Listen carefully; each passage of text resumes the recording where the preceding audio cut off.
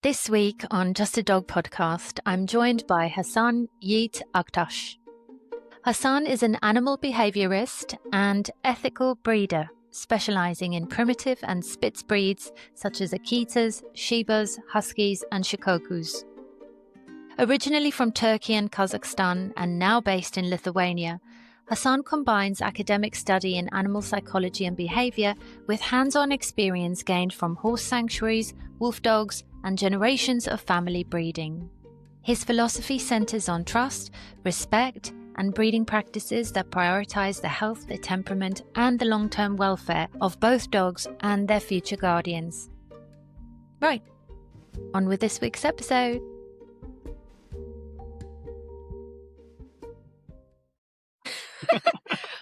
Hasan, welcome to the podcast. I'm so happy to have you here. Thank you for having me. Amazing. So we've already spoken very briefly. You're joining us from Lithuania in the middle of nowhere, surrounded by complete darkness and quiet. Where are your dogs at the moment? They're all asleep in the living room. After a long walk, they're now done. That's it. Amazing. Where do you normally take them for a walk? In the woods? Yeah, so we normally in the forest? We normally do between like 2 to 4 kilometers through the woods, like the woodland area. There's like a really cool track that people follow, sometimes for picking mushrooms because that's super popular here. But we go along that route, and depending on the day, sometimes it's 2, sometimes it's 4. Sometimes we'll walk the coast completely because we live right near the beach too, so it ends up becoming 6 kilometers in the end. But yeah, it depends on the day. But yeah, regardless, they come home with zero energy, and the last thing they want to do is wake up or do anything else, so they just sleep after that. I'm so envious. You've got the best of all the worlds there. You've got a forest, you've got the beach, peace and quiet without like the remoteness, without anybody there. Yeah, exactly. Beautiful. Hasan, I would love to know more about how you became a breeder. Sure. It was an accident, really. My dog just started gaining weight, and a lot of weight. And naturally, as a concerned owner, I just took her to the vet and said, this is happening, what can you do about it? And they basically said, nothing to worry about. It's a phantom pregnancy. If you don't know what that is, blah, blah, blah, blah, whatever. And I already knew what it was. And so I was like, okay, if you're saying it's a phantom pregnancy and you've done a scan, and they did, no problem. That's fine.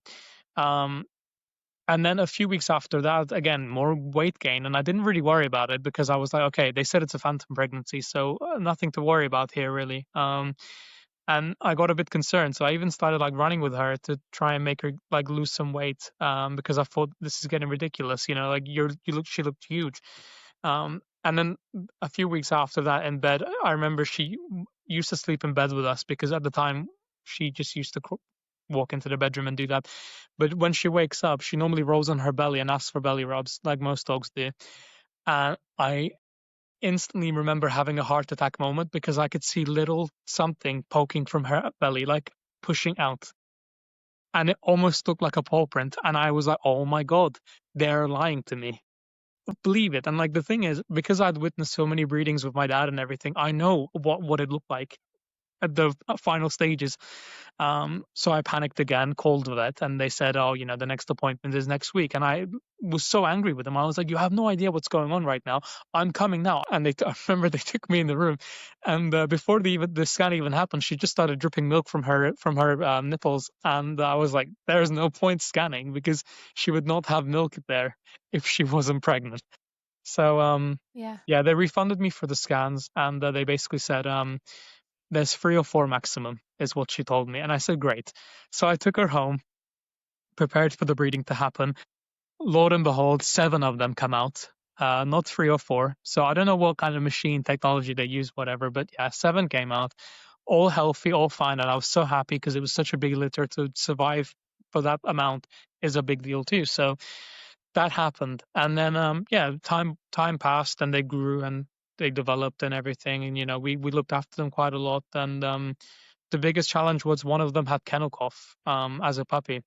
And we really didn't think that he was going to make it, to be honest with you, because he just couldn't breathe much. And so he would sleep on my chest sometimes and my wife's chest the other times. And we would just try to force him to breathe a lot. And we would squeeze air into his nose and stuff like that just to make him breathe a bit more. But yeah, that was my first time as a solo breeder. With my dad, there's been maybe 20, 30 plus, and we used to help out other villagers with their pregnant dogs and stuff like that. And I've always been in that environment. Like I've never not been in that setting, but doing it solo with just me and my wife at the time was a completely different experience. And in my mind, it was so funny because half the things that we were doing during the birth was muscle memory, and it's not even comprehending in my head what I'm doing, and I'm just going into that mode, pulling them out, giving them to the nipple, whatever. And yeah, so that was the first time experience, but yeah, it was super, super stressful just because we just weren't prepared for it in any way. So many things were needed for the birth. Like we didn't even have a pen for the puppies or anything like that. I remember they were born, and a few days after, Amazon delivered the pen and the other medical supplies that we needed and the puppy formula, whatever. We had nothing. It was just in the moment, Yeah. Where was that, and what was the breed? Akita. An Akita. And Yeah. were you still in the UK or? Yeah, I was in Brighton, and like the even crazier thing was that at the time my rental agreement was no more than 4 dogs, and I went from having 4 to having 11. And the even scarier thing was that I was actually doing a law degree at the University of Brighton, and so I was going through my final year of uni with the litter, and so the amount of times I went to uni with the litter in a buggy, I would push a buggy full of puppies into the university and just sit in a lecture taking notes while they slept and stuff like that. And then during lecture breaks, people would come and take them out and walk them around the university and stuff like that. And it was great because the amount of exposure they got from people, sounds, different smells, all that stuff, it was great. It was like every single puppy owner from that litter always comments about how they just don't care about anything in public. Like they don't have any anxiety in any way because they've been through everything. The university at the time was installing a new bridge to connect the 2 blocks that we had in between the blocks. And the amount of construction drilling sounds that those puppies slept through was insane. And so now they just don't have any anxiety towards sound in any way. They don't care about anything because they've seen it, done it, whatever, and they just don't care anymore. So you became an Akita breeder by accident. Akita, and also which other breeds of dogs do you breed? So we breed Shibas too. We haven't had like our own Shiba breeding yet. That will be in January, the first one that we do. We had a lot of issues with like getting health testing recognized and things like that, because in the UK they said to us, "Oh, you don't need to do any health testing." And then when we spoke to one health center, they said they wouldn't book us in for it for some reason, and then we ended up moving country, so it was never done from that perspective. Luckily for Akita, they said the kennel club replied to us and said, "No health testing is necessary for this breed." Okay, so this was your first accidental breed with the Akitas. Yeah. Right. So prior to that, you had experience of breeding with your dad in, where was it? In Norfolk. In Norfolk, that's it. Yes. Yeah. So your dad taught you how to do whelping. Yeah, pretty much. Yeah, he was like the chief in that sense. Yeah, he taught me everything I know pretty much about it. But yeah, we never bred in Norfolk. It was always in Kazakhstan and in Turkey. So every time we would go for holiday, and stuff like that, a lot of villagers would just have pregnant dogs constantly, because they're always off lead, walking around everywhere. So it would be like if we're a mix of one breed and another, it would be like a deliberate Kangal breeding for a farmer who had a male and a female and wanted to have more guarding dogs walking around the area and stuff like that. Super, super common, like in Turkey and Kazakhstan, for people to have Kangal, or at least like livestock guarding breeds, to breed more of them and to try to have more surrounding their area kind of thing. Like wolves killing livestock is such a big issue in North Turkey and in Kazakhstan. So it's really, really common. But yeah, I learned a lot during that time in terms of like whelping and how to raise them and how to fix issues between packs and stuff like that. It was really, really important for me in my development as like a behaviorist. I would say even it was more crucial to me than going to uni, because you see real life problems and you deal with them properly. So my experience of the Kangal dogs, I've been to Istanbul, and they're like, they're just giant dogs. They're near the mosques and they kind of patrol. It's really funny, actually. I called them police dogs, even though they're not necessarily police dogs. But whenever the police car would drive, like the tourist police or whatever, these dogs would just start following the car, and I'd be like, yeah, they could be police officers. Character-wise, they're not very fitted to that kind of role. Yeah, exactly. That's the impression that I got when I was there. But what I loved about going to travel in Turkey was I saw how well they are looked after. in comparison to other countries, for example. Even though they've got their ear tags and stuff, they're still being fed. I saw one gentleman take his leather jacket off and put it on the ground for one of the dogs to sleep Yeah. on. I thought that was really lovely, and it was very telling about the culture. Yeah, Um, I cats know, especially, like cats get treated immensely great in Turkey. Oh my God, I really. can't. Yeah, find any street cat in Turkey, there is maybe less than a meter away. There's a big bowl of food and a big bowl of water somewhere, Oh, 100%. bless. That's 100%. amazing. That's so cool. Even in cafes and restaurants, like yeah, they come and steal food, but it's because people let them, and that's what they gotten used to. So as a tourist, you might think like, oh, this pesky cat has stolen my meatball or whatever, but actually, they've gotten so used to locals just giving them whatever that they just take it now. They don't even care. That's so cool. Going back to the breeding, how did you decide to become a full-time breeder? Is that what you are doing at the moment? Full-time breeding and Yeah, yeah. I mean, training? I would categorize myself as that. Yeah, for sure. I definitely do a lot more training than I do breeding, but because again, you want to be careful about these things. Because for a female, you realistically only have like 3 or 4 opportunities to have a good breeding. So you need to be very strategic about which male you pair up with, the temperament of that male. What it will cultivate for the future. And again, when it comes to my experience as a breeder, I would definitely say that I'm not really in it for the sake of money or anything like that, or for the sake of like, oh, this is something that's like in terms of like economical standpoint, like profitable for me in any way. I always say to people, if your idea is to profit from breeding, good luck, because it's not likely that you're going to get there and still be like an ethically good person, because the amount of people that breed their dogs constantly, and again, this is a big problem everywhere, not just in the UK, but you look at the pedigree of some dog and like there's one male that a breeder has, for example, that's been used 18 times, and it's like that's insane. You're destroying the gene pool by doing that, because every dog that you've produced since is now related to one another. Like in the future, if there was like a shortage of a breed, for example, I couldn't use one dog with another dog because they're half siblings or they're half cousins or something like that. Or in the family tree, they're too closely linked to being inbred in some way, and so again, like anyone's welcome to have a look on my Kennel Club profile, but all of my dogs that are registered on my Kennel Club profile either have 0.0% inbreeding coefficient or 0.1% inbreeding coefficient. The lowest one that I have actually is my Shiba. She has 0.001%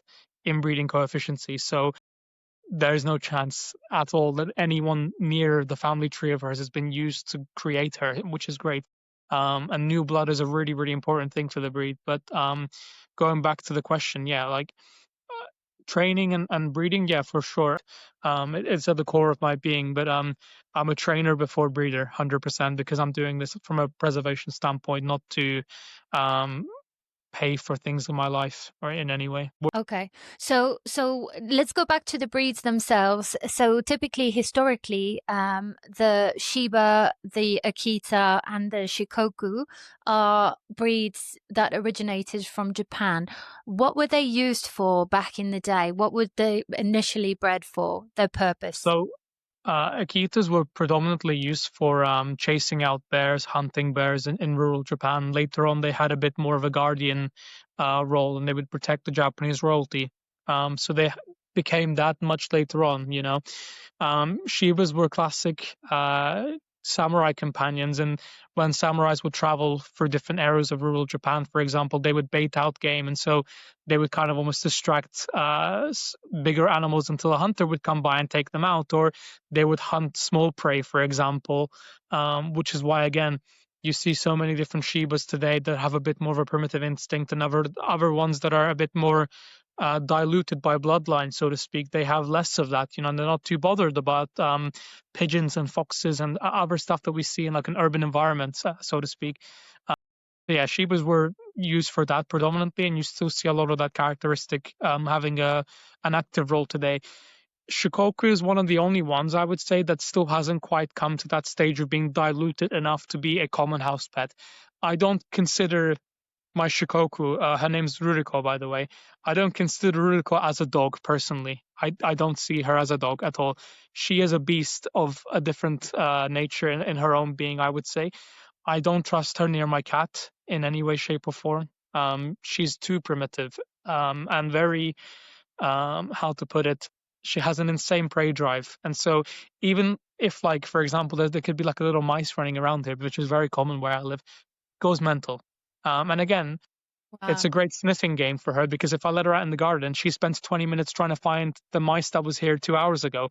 And so 20 minutes of that, her mind is gone after that, but she reacts to possibly everything out there. And I don't think that the breed has come to a stage where you could live in a place like the UK, for example, and be fine with that kind of dog, like owning it specifically. But um, they were used for boar baiting, so boars would exist somewhere, and the shikokus would just start trying to flush it out into a corner or something like that, so a hunter would come and kill it. And even to this day, they're still being used for that purpose. And I really do believe that we're a long way away from the shikoku becoming a bit more of a civilized common dog breed that we Companion have pet. today. Yeah, even when you look at Mhm. her, there's something in her eyes, and like you don't think. It's really tough to put it, but when you look at her, you can tell that it's not like a dog. You can tell it's like a different thing entirely, And even if you research them, a lot of people argue that it's actually like a wolf hybrid, and there's a lot of the old Japanese wolves that have existed back then still carrying. Well, they still carry the bloodline of this type of wolf specifically, and you can 100% see that. She only wags her tail if she's tracking an animal or seeing something that she wants to go for. She doesn't wag her Oh, tail the way a normal dog does when they're happy to see whatever. When she's wagging her tail, I'm actually worried, because I'm thinking, what if he's seen? What are you going to try and go for? I need to figure out what it is before you do that. And out of all the yeah. dogs, she's the only one that doesn't have off-lead privileges, because I just don't know what she will do um, if she ends Right. up going into that environment. How old is she now? Two and a half. She's 2. And how did you get her? How did you get your hands on a Shikoku? She came from the same breeder that I bought my Akitas from, and she lives in Poland. She has been accredited by the Japanese Federation of Dogs and every other accreditation you could possibly find about Nihon Ken breeds. Nihon Ken is the Japanese breeds that exist, and all the primitive breeds that are in originating from Japan. So all the Nihon Ken, she's accredited for all that sort of stuff. But she knew we were moving to Lithuania, and we had plans to get out of the UK to move to the EU. And she basically messaged to say that she wants to co-own a Shikoku with somebody. The initial plan was that co-owning is a funny one, because you need to trust the other person really well to allow that to happen, because that person could potentially just take a free dog from you, and then after that breed or do whatever they want with it, because it's in their ownership now. Um, Especially when it crosses countries, because even though I signed a contract with my breeder saying that I will agree to the terms that she set, uh, a contract made in Poland doesn't have any precedent in the UK. So I could have realistically done whatever I wanted to. And again, there has been other people breeding Japanese breeds with the same sort of gray area, whatever you want to call it, legal loophole, if you will, who shouldn't have bred those dogs, but they have done. But yeah, we kept that dog like that. Basically, she asked if I could co-own and if I would be willing to share responsibility and possibly breed her in the future, because Shikokus are really well known for having epilepsy and weak stomachs, really bad digestion, and a whole list of other like genetic problems. But Ridicule was one of the few that was actually quite healthy, and so quite desirable in that sense. And the breeder didn't want to sell her so that someone else would have the right to do whatever later on. And she just wanted to find someone trustworthy that she could eventually say, look, these are my plans, and you won't fight it, you won't disagree with me, whatever. You'll do it for the sake of preservation and good breeding. So I agreed to it from that. And it was even after Brexit, so we couldn't even have it delivered to England the way that we did with the Akitas. We ended up driving to France and picking her up from there, and then we took her home to the UK after that. So yeah, that was how I got my hands on her. Are there any other Shikokus in the UK that you know of? They're increasing quite a lot. So at the time when we had Ridicule, there was only about like 11 or 10 or 11 maybe in the UK, and now like it's around, I would say, 16 to 20. There was a litter of Shikokus recently that Animal Watch covered not long ago. And so, yeah, it is an increasing thing. But at the same time, because it's not a breed recognized by the Kennel Club, people are able to acquire these breeds and breed them without any restriction or any testing or anything like that. And so um, it's kind of sad to see, but at the same time, it's good if people have the right attitude and they're willing to take on the commitment of a dog that's of this caliber. Because I used to think that, as long as I give Ruriko the right stimulation that a Shikoku needs, and do things like man trailing and like barn hunts and scent trail related games, whatever, I really did believe that the dog could thrive and be normal and be okay living in a place like Brighton, for example, compared to here where she has woodland and she can pretty much, I can let go of the long line and she can just do whatever she wants kind of thing, and then she's knackered, comes home, rest, whatever, or she can chase some mice or whatever and do whatever. I'm not saying people can't do this in the UK in any way, but or I'm not saying that people can't take their Shikokus to a woodland area, but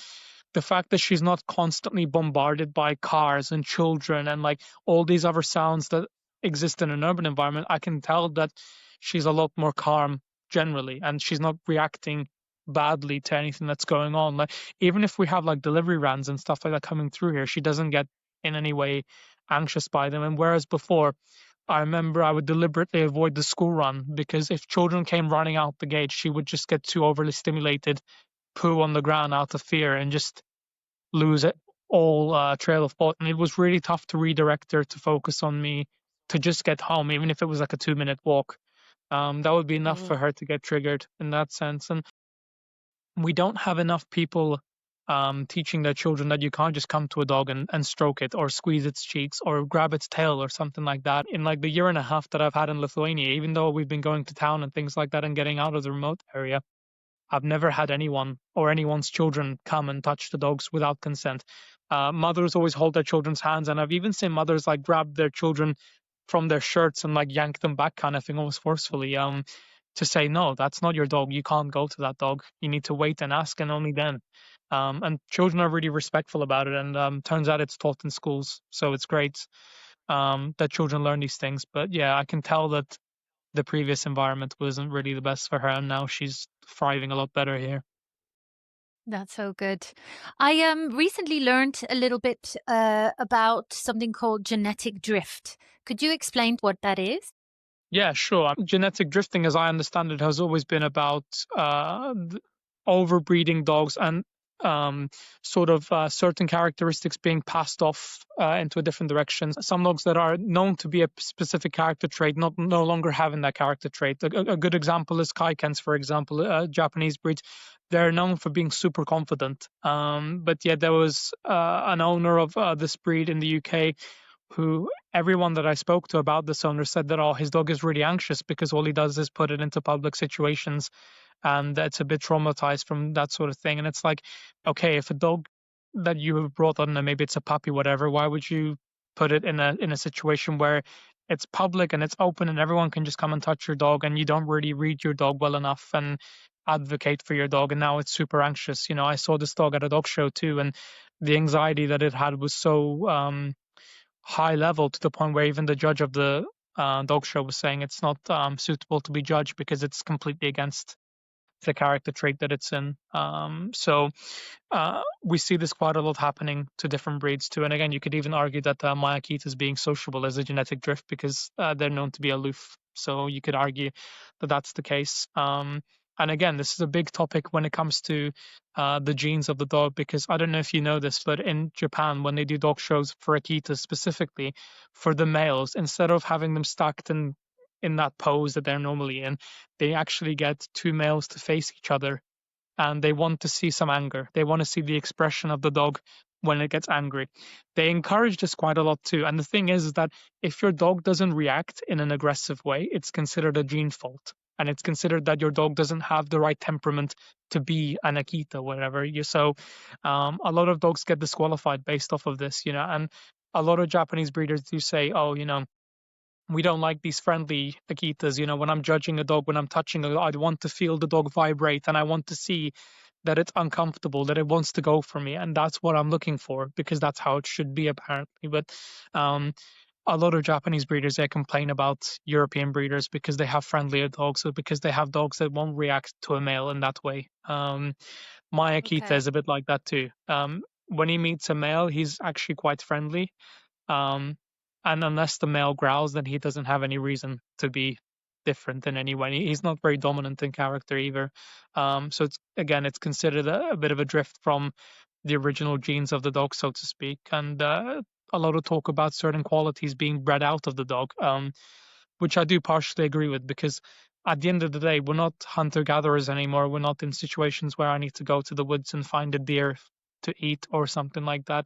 So I don't have any reason to put my dogs in scenarios like that, nor do I need to encourage particular dominant or aggressive traits in my dogs. And I don't like the idea of it at all in any way. I always try to discourage it and stamp it out in every single character that meets. Like the other day, my male Shiba that I got tried to hump my male Akita from behind. Very brave move considering he's only 5 kilos and my Akita's 31 kilos. Again, Itchy growled at him and he got pretty dominant about it, but he gave up after a few seconds and he hasn't tried it again, you know? So, again, it shows good character on his behalf, but a lot of people would argue and say that the fact that he didn't try and hurt the puppy is actually a bit of a gene problem and maybe he's not mind-wise correct to how he should be. But I just see a great level of self-control and good moral, so I continue. Interesting.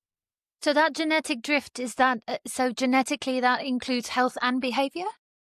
Yeah, I mean, like when it comes to health, the biggest problem in Akitas is the fact that males look like females and females look like males. There's a different scientific term for this that I've completely forgotten now. But when a dog comes to conformation or to be exhibited, at least, it should be obvious from the face, apparently, that it's a male or if it's a female. And again, a lot of females are starting to have like boxier snouts and loose hanging lips, almost like a mastiff kind of thing. And my female Akita has slight looser lips, I would say, like around the muzzle area compared to my male. And so you could potentially argue that my male looks a bit more feminine than my female. But a lot of the times we're seeing the breed getting bigger in weight and legs becoming taller and all these things happening more in the UK that I would say compared to the EU, because in the EU I would say that dogs are a bit smaller, at least Akitas are a bit smaller compared to how they are in the UK. Because when I used to take my male Akita for dog shows in the UK, a lot of people would say, oh, you know, maybe it's a gene problem because he looks quite small for a male. And it's probably due to genetics that he's a bit smaller. And I would often see what they meant because my Akita's head would be here and everyone else's would be like here. And so like an obvious comparison that, whoa, my dog maybe should be bigger. But taking him here to the EU, he's actually similar height, if not taller than some other dogs that are in the ring next to him. So you see it happening quite often. But I would say that in the UK at the minute, we're seeing the Japanese Akita turn very similar to size and looks wise, very comparable to the American Akita. And it shouldn't be the case at all, really. I mean, you shouldn't see that happening as much. But with some dogs and some examples, you are seeing that that's the case 100%. You know, again, it differs from kennel to kennel, but the size difference isn't as big as what it used to be, in my opinion, at least, anyways. And so, when it comes to health of these dogs, I would say, yeah, they're getting bigger and bigger, which is an issue for people further down the line because at some point someone's going to want this dog and maybe think that it's too big for them. And actually, character-wise, they're gentle giants and they're a bit more lazier compared to huskies, I would say. And like the exercise that you need to do for an Akita, I wouldn't say is like immensely great if you look at all dog breeds in general, requirements wise. And it may deter people from getting it. But also at the same time, if the dog's being bred to be bigger in any way, when it gets aggressive or tries to bite someone, is it going to deliver more harm and more, I don't know, impact on bite? Probably, yeah. So when it comes to handling this breed too, in like an aggressive standpoint, you don't want to be that person who has a dog that now used to be smaller and is now much bigger and dealing with aggression later on, you know? Wow. Okay. So going back to what you were talking about, conformation, very briefly, can you explain what conformation is? Yeah, sure. So just as like a advice thing for people that are thinking about buying dogs in general, if your breeder is not in conformation, it's a red flag because it's definitely something that you should be doing if you want to be considered a good breeder. So conformation is when people take their dogs to a dog show to be judged, preferably under a specialty judge, but you get these things called all breed judges now. Who are, as the name suggests, they're qualified to judge all breeds. But if you go to a specialist judge who has taken exams specifically for your breed, at that point you get better feedback from them, and the judging becomes a bit more how to put it, descriptive and a bit more well-rounded, in my opinion, at least anyway. So conformation is when you take your dog to a ring and you make it stand in its natural standing position. You can adjust it to make the dog look more flattering to the judge, for example. But ultimately, what they're looking for is you take a few steps, and however your dog's legs and front legs and back legs naturally fall into place, that's what it looks like. There are several videos and photos of it online, but conformation is essentially proof that your breeding is up to standard, you know? So in the UK, you get given first, second, third, and reserve, which is fourth place. And you go up in the ranks depending on that. In Europe, you get given a card that says good, very good, excellent, and then I think perfect too. I can't remember if it's just excellent and that's it, or if it's perfect after that. But you get given a scorecard based off of the head, the front legs, the chest, and the back legs. You get scored on all these things collectively. So you get to know what it means. But in order to qualify to breed, your dogs must get 3 excellence in different shows from different judges. So in Europe, it's quite common to have dog shows go on for 3 days. And so you get 3 different judges throughout the course of those 3 days.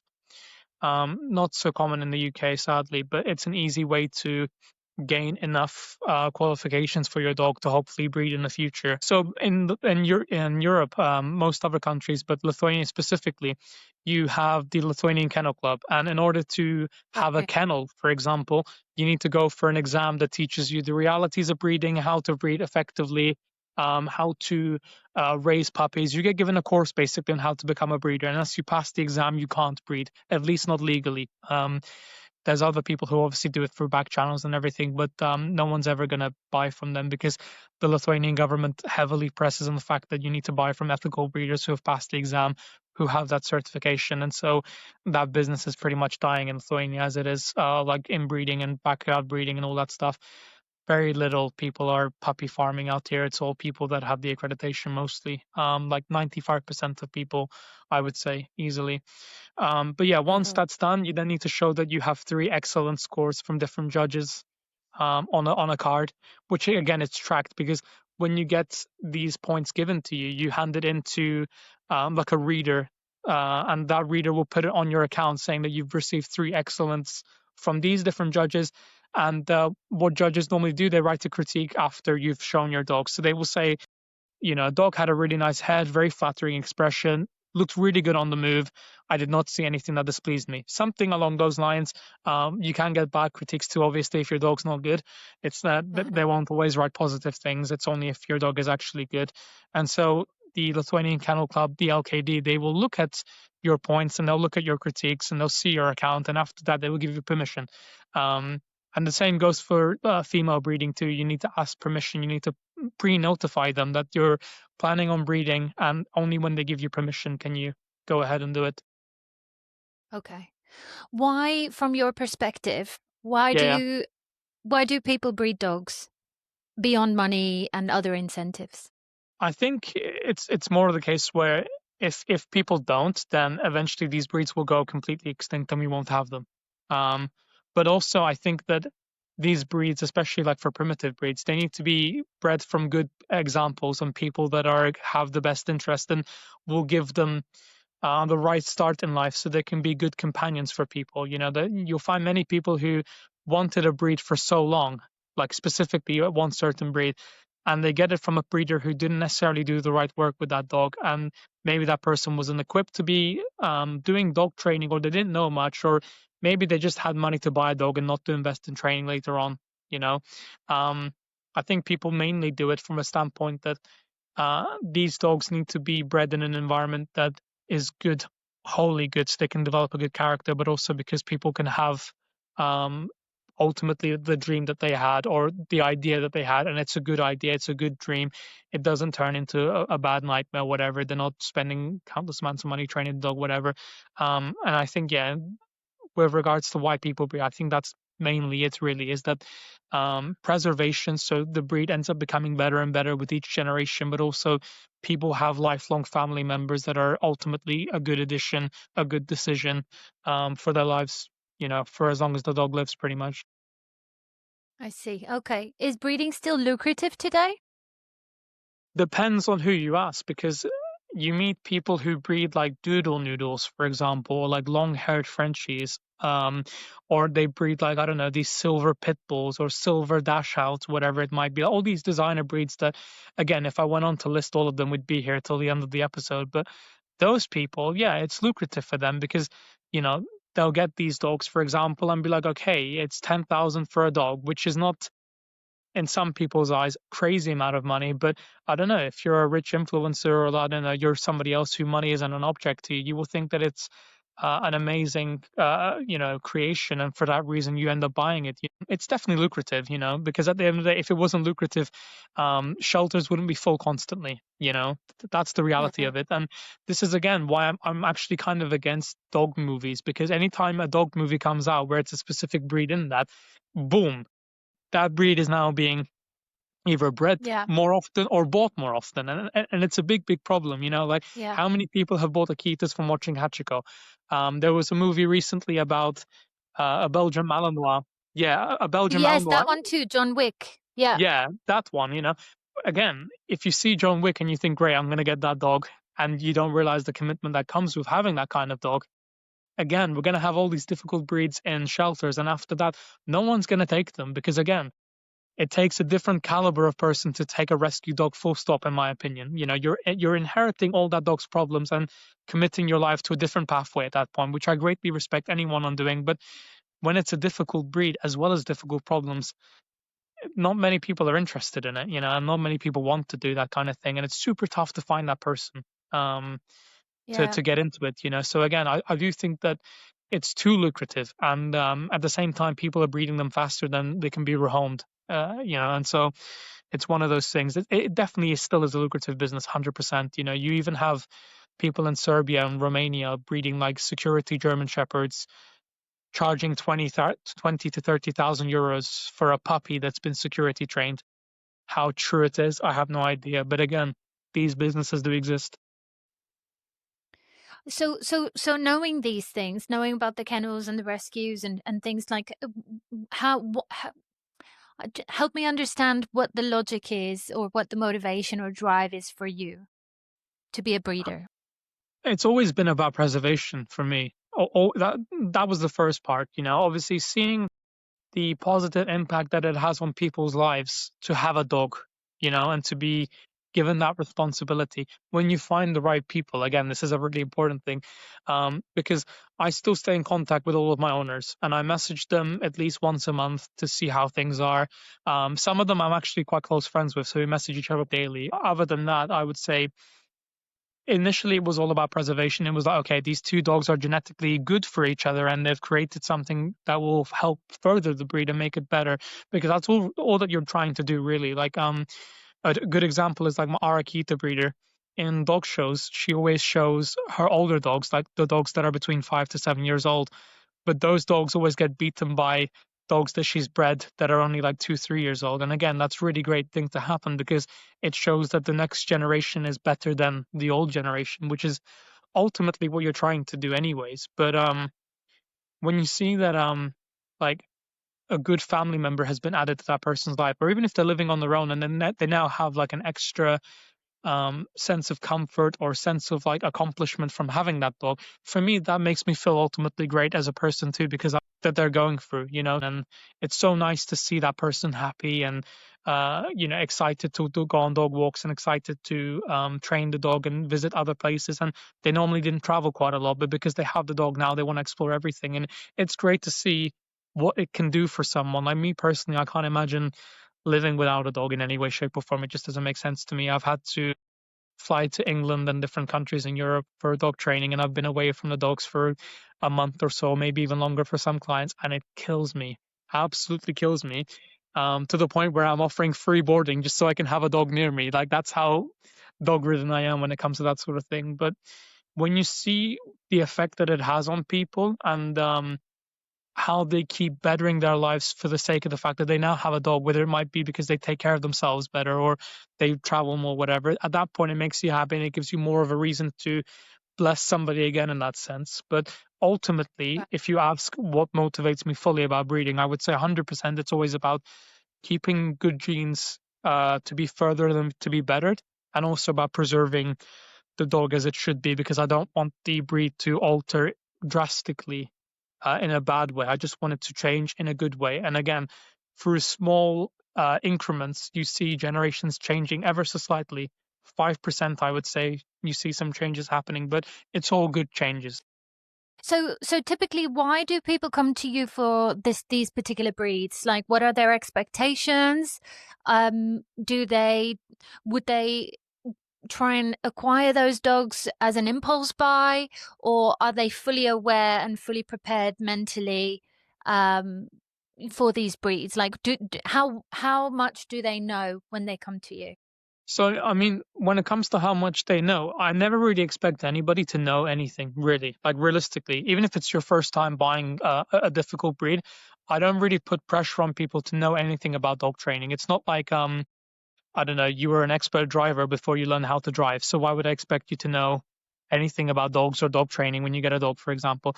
Even for people that I meet sometimes and they say, I grew up with a German Shepherd, and my dad would make me walk the dog every day, and I grew up with dogs, but now I have a Shiba and I just feel like maybe I don't know anything. And this happens a lot, by the way, like people who come from a background where they've grown up with a dog, but they enter a Spitz breed or a primitive breed, and it's now completely different. And I do see it from that standpoint, because even having a husky growing up, having an Akita was a different experience. Having a Shiba was a different experience. Having a Shikoku, completely different experience again. And so I understand that when it comes to these people, but it's a mixture when it comes to who comes to me and what they expect, because there's times where people come and they have the most unrealistic expectation, and it's a very short conversation because I just say it's not going to be possible. Unnecessary pressure on the dog. I can teach you how to manage said behavior, but in terms of fixing it or getting rid of it, not really going to happen. So a good example would be like, I had a client before, they got a Shiba and they said, oh, I just want it to be like my auntie's poodle. And it's like, so why didn't you get a poodle? I can't understand why you would want to go for a different breed and expect it to behave like a completely different breed. Um, It was a bit worse because they suffered with that behavior for around, I think it was 4 or 5 years. So the dog was 5 years old, intact male, and their problem was that it wasn't friendly with males. And it's ask any Shiba owner who has an intact male, unneutered, if they get on with males. The answer will most likely be no. They're same sex aggressive, and it takes a lot of training and a lot of time for that dog to understand to be civil with other boys. Um, as opposed to getting rid of that behavior completely. Like my male Akita, he's not throwing tea parties with every single boy that he meets, He's not friendly with all of them, but he's civil. He won't try to initiate a fight. And even if that Akita responds negatively towards him or growls or anything like that, his first instinct is to back up behind my knees and look at me. Because I've had him in that moment so many times where an aggressive dog has come up to us off the leash and come running at him, and I've had to pick him up and basically run away from the dog, or even hold the dog's collar and hold him on the other arm like this. And again, I've been bitten in that altercation, but he's seen how many times I've advocated for him, to the point where Yeah. now it doesn't make sense for him to engage in that. So again, it's really important to teach these things. But if you're talking about things that the breed's known for and you want it to be different, then there's no point in me even attempting that, because the likelihood of you having the time or the mental power to push through and try and reach that stage, a lot of owners won't have that, And at the same time, I do also get people who are really compliant, lovely people, who they have this dog and they've heard from a friend of a friend that I've trained. They're adult, and so they have a puppy, and they come to me and say, we want him to have a good foundation, help us with that. And so I'll train the dog from puppy up until a year and 5 months, a year and 8 months for some dogs that are a bit more stubborn in character. So that will happen too. But a lot of the times people understand that it's a breed that takes time and you need patience with this. But the problem is that I hate it when people see me as like, oh, I'm the person that's going to do most of the work and fix it for you. And like a lot of people enter this mindset where a trainer will do that for them, as if I have some magic wand that I go, psh, and it's done, whatever. But Yeah.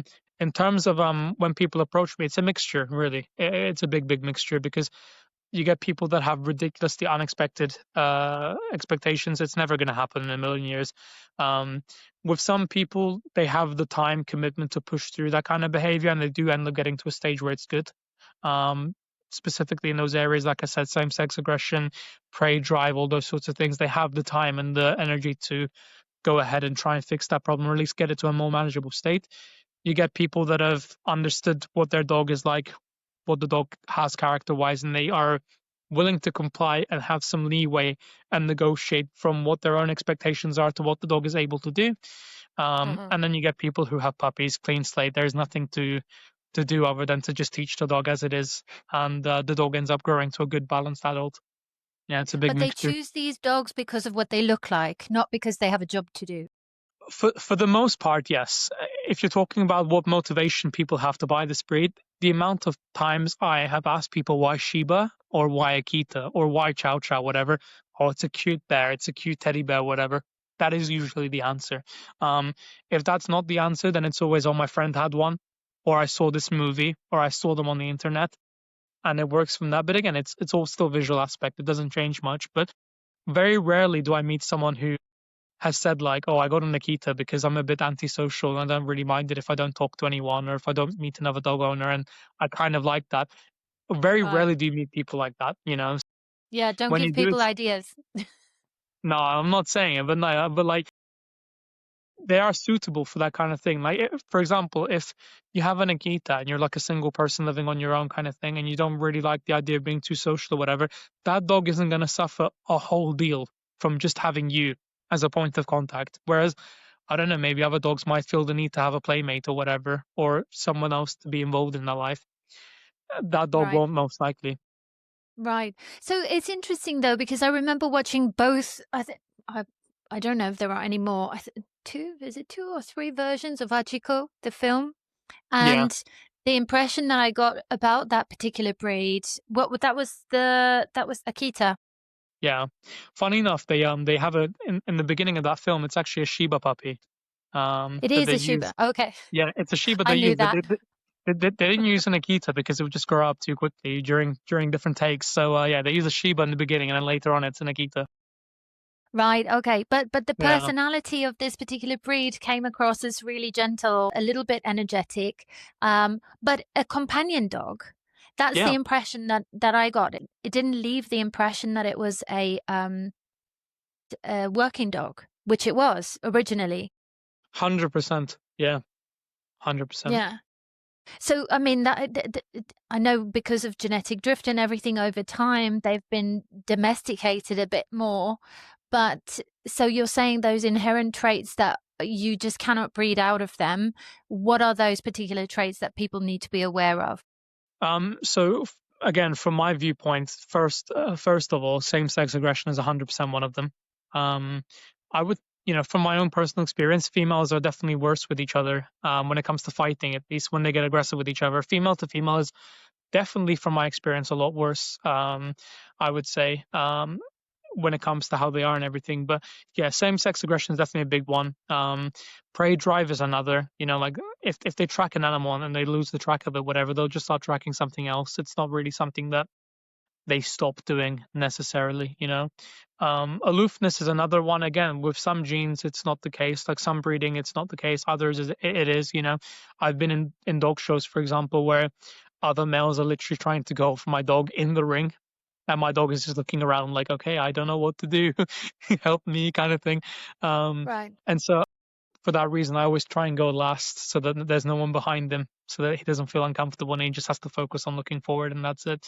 Um, those are like the main two, I would say. The other three, again, like when it comes to like other dog breeds too, stubbornness is another one. Like, are you patient enough to handle that kind of breed? Because when I say about like these breeds specifically, every time you want to teach them to do something, it's almost like they're thinking about what's in it for me. Like, I know exactly what you want, but what do I get out of it? Because even there's times where a treat or food is not even enough. That's not enough for them. They look at it like, meh, you'll feed me later. You're not gonna make me starve out here. I'll get it later. I'm not gonna stand up and pour whatever you want. It's fine. Get it later. It's not really important. And they get into that mindset quite easily. And the amount of times where as a puppy, even like with my Akitas, I've tried to do some different type of training with them, and I had like a squeaking ball or a mice toy. I've even had like tennis balls that are made out of like real rabbit pelt. from like these hunter shops and stuff like that, just to kind of kickstart some kind of like prey mentalities to be more engaged in training with me. Nope, not interested. It's boring now. I've done it once or twice. I really don't have much more interest in doing whatever it is that you want to do. And the same goes for walking and stuff like that too. Like you want them to heal for like a long period of time. Good luck. They're not really that kind of like type of breed. Like there's like one Instagram page that I follow where a guy has an American Akita healing great in like the middle of London, like a really, really like busy area. Turns out it was with an e-collar. So I was like, oh, it's not that impressive anymore. If it's a case where you're abusing your dog and zapping your dog into obedience, then for me, it has no talent or like value in it in any way, shape, or form. If you're going to post videos like that with a dog that's not known to be obedient, you're just putting the dog through unnecessary pain. There's no point. I can grab a leash and walk with a loose leash pretty nicely in heel in London with two Akitas. I could even do it with all 6 of my dogs, and I don't need an e-collar for that.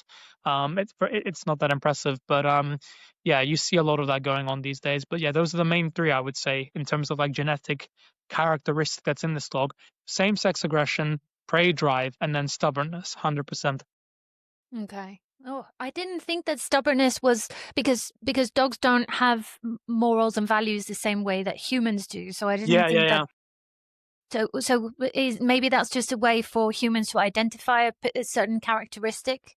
But maybe, yeah. I mean, for me, it's the best way to describe it. That I can't think of anything else to say other than, oh, they're just stubborn and that's it. Because I even remember at one point, like my male Akita was like 6 months old, and he would do this thing where he would just sit and just shut off. Like you would look at his eyes, and he's in spirit, he's completely somewhere else. And I sent a video to my breeder saying like, did I psychologically harm him in some way? Did I do something wrong outside? Is it the fact that he's overwhelmed? Like, because again, don't forget, when a dog moves country, it's actually kind of a bit worrying for them too, because they're not hearing the same sounds from people talking the way they do in other places too. And I just thought that the whole move was a lot for him, really. And my breeder just said, just keep walking, don't be silly. Like, he's just being stubborn. Just keep walking and he will come. And eventually I started doing that a bit more and like feeling less sorry for him. And then he realized, oh, I'm no longer doing this game where I stop and feed him or whatever. I'm just walking. So he was like, okay, I guess that game is over. And he never did it again. 3 times it took me to get him out of that mentality, and now he just doesn't do it anymore. Okay, that's interesting, because I feel like I've had similar experience with Duna. Who's a Spanish greyhound, and I can say her name even now. She's on the sofa. Her ears don't even perk up. It's like I'm an alien speaking a different language altogether. But she can be fast asleep on my bed, and there can be a rustle in a bush outside, and she's like, bing, it's weird. But also I can look at her, and she can be like, there's like nothing there, it's like nothing behind 100%. those eyes. It's bizarre. But again, going for a walk near an open field, she is just constantly scanning the horizon.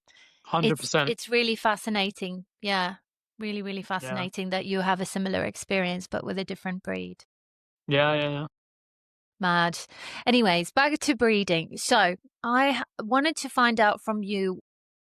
So I've heard people kind of defend their position as breeders, saying, oh, I'm a responsible breeder.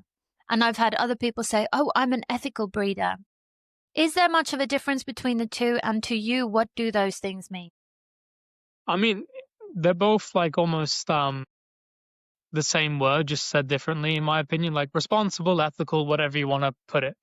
For me, there's a few characteristics that defines you as whether you are or not. The first one is,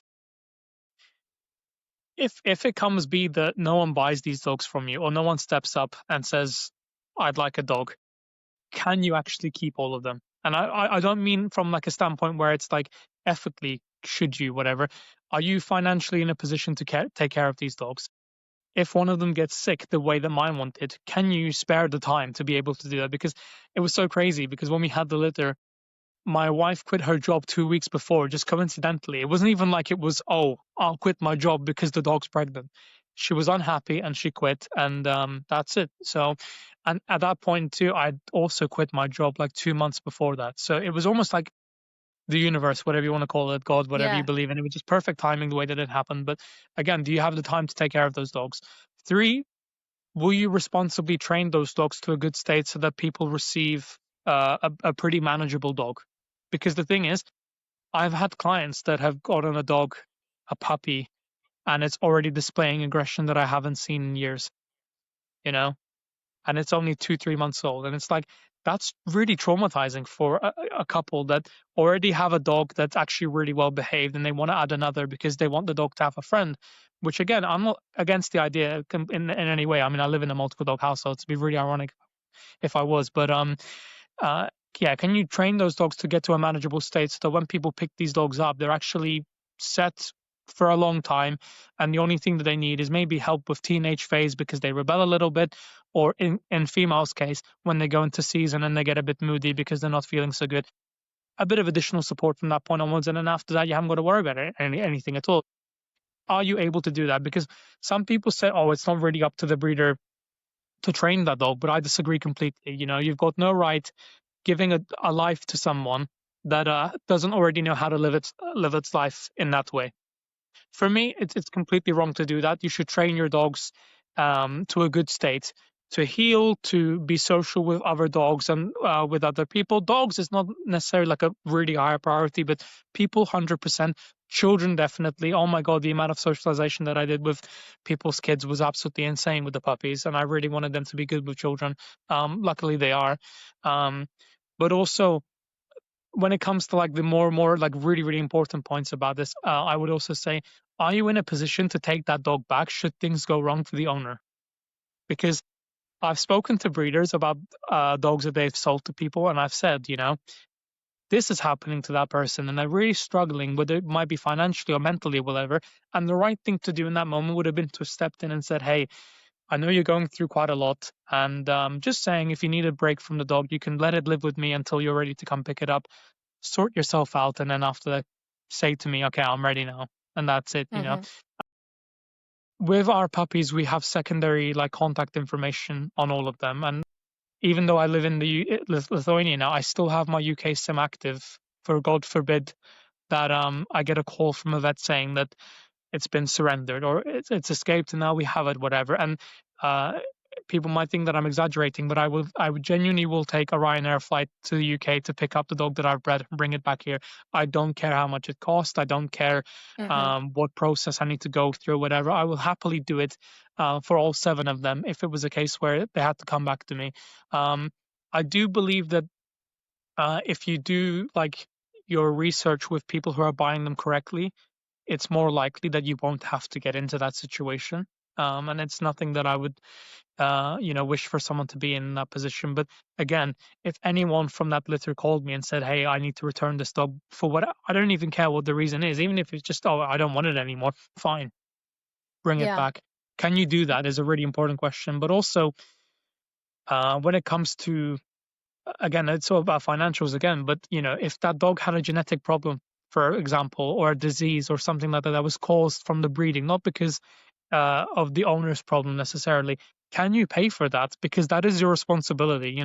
It is something that you've caused. Because say, for example, my dogs had allergenesis imperfecta and the puppies had brittle bones disease, like I told you about before, as a result of my breeding. I am then liable, in my opinion, for that dog's treatment. Whatever needs to happen for that dog, I need to pay for it, and I need to be responsible for that. Can you do that? Would you do that?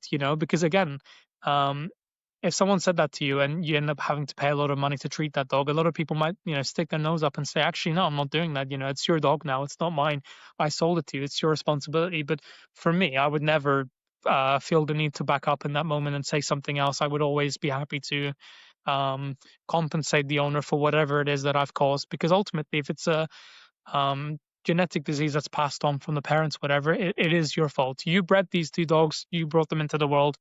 And you've sold someone an unhealthy puppy. And so for me, that would be the main characteristics of someone who's an ethical/responsible dog breeder.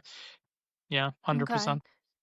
I recently learned that apparently people have this impression that purebred dogs are a standard, and I've learned that that's not the case. So for people listening who only know purebred as a selling point, what does purebred actually mean? And what does it not mean? So for me, the definition has always been that the mother and the father of the litter are both the same breed. That's what it means for me. Again, we're in a world where everything can mean anything. So whether that definition is different to you, then great. But for me, that's the case. But again, people have I don't know, Cavapoos, for example, that they breed with another Cavapoo. So Cavalier King Charles Spaniel crossed with Poodle, they breed it with another dog that's been crossed with the same thing, and then they go, it's a purebred Cavapoo. It's not. There's no such thing as a purebred Cavapoo because, again, this dog breed is not a recognized breed. And the thing is, too, I'm actually very suspicious of people who breed these dogs because of the fact that I've heard so many people that own like Cavapoos, for example, who say, oh, the mother was a Cavalier King Charles Spaniel and the father was a poodle and they both won things at Crufts. And it's like, how? Because I've been to Crufts once with my dogs to compete, and I know the community that exists in that kind of environment. And I don't think anyone in a million years would be like, okay, you know what? If this breeding thing doesn't go to plan and I can't really recuperate the money that I've put into my breeding program or whatever, I'll just do this crossbreeding thing and that'll pay whatever. And that's, I don't know anyone who would actually be open to doing that, you know, whether it happens in secret or whether people are exaggerating about their dogs just to get them to breed and make money, whatever it might be. But um, I don't think that that's the case, you know, like, and again, if you have pedigree paperwork, that's another great thing to have too. And like the funny part is, like in the UK for Kennel Club, you need to show 5 generations of your dog to have it have pedigree papers, and you need to have both parents registered to Kennel Club in order for the puppies to be registered too. For Akitas, you have the Akiho Hozonkai, which is like the federation for Akita specifically, like the database that they enter and everything. It's the Akita specific database. Both of my dogs are Akiho registered, and I have 15 generations shown on the database, not 5. So I have even longer proof that my dogs are purebred. So that's what it means for me, personally. Mother and father are both the same breed, and not only that, you can show a really long lineage of that dog being bred by the same breed continuously. Right. But in terms of its health, that's not part of the equation, right? Depends, because on some databases it will show that it's had an eye test and a hip test and an allergenesis imperfecta, whether it's a carrier of that gene or affected by that gene, whatever. Some places you will see it, but generally speaking, no. I mean, in Kennel Club, UK Kennel Club, it will say that it's health tested, but it doesn't show what health test. So you could get the dog's eye tested, for example, but it's got bad knees and bad hips, and you won't know that from looking at Exactly. it or People whatever. don't know that. Um, and a lot of breeders will actually use the Australian system for health testing. And with the Australian system, you can keep a lot of documents classified and people don't have access to that information. Whereas if you use like a British health testing center, whatever, if you dug through enough, you could find out the results of any dog that's been tested. Because it gets sent automatically. Whether you like the result or not, it doesn't matter. It gets sent off because you now entered your dog to be scrutinized from that point onwards. So you have no choice in the matter. So, say for example, you're like a big breeder who has like a lot of awards and everything, but you've entered your dog to be health tested, and turns out it's got bad hips. Well, you know, bad luck. And now everyone knows that your dog has bad hips. But if you use the Australian system, no one will ever know because it's under lock and key. So where would they have to declare this in the UK? Is that through the Kennel Club? Yeah, so on Kennel Club registries, if you search up the dog's registered name, it will just say health tested. If it's been health tested for 1 or 5 things, it will just say that it's been health tested, but it doesn't show what health tests specifically, and it won't show you the result either. Okay, yeah, this is what I recently learned because I was under the impression that pedigree meant, you know, the best of the best of the best, but I didn't realize that actually they is just lineage. You know, you can That term is so overused, and like again, I see people who have like backyard breedings, no health testing, no nothing, not even like a KC paper to say my dog's registered, and they'll put in the caption saying champion bloodline. It's like, what does that mean exactly? You know, because if you're Yeah, talking about how the dog is like loosely related to this dog in Romania who's won 2 awards, that doesn't mean anything. like yeah, It doesn't mean anything, you know, like you can't sell it to that person being like, oh, it's a champion bloodline, therefore I'm charging 2,000 more than the other person. Like, no, it yeah. doesn't mean anything, you know. My dog's parents, my female Akita, her parents have won best dog of Poland, best dog of Sweden, best dog of Finland. I can go on and name all these things, and they've even won best couple in like several dog shows. And he's come second in the World Dog Show, which is a really, really big achievement because everyone from all over the world competes in that.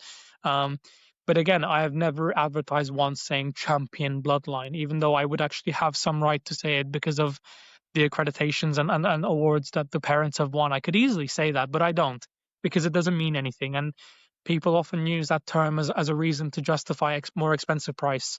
And Yeah. for me, it's a big red flag when buying a dog when people say, if you ask them what health tests have been done, again, you even see this on social media. Like every time I see a litter on social media, I will always ask what health testing has been done to justify this Yeah. litter.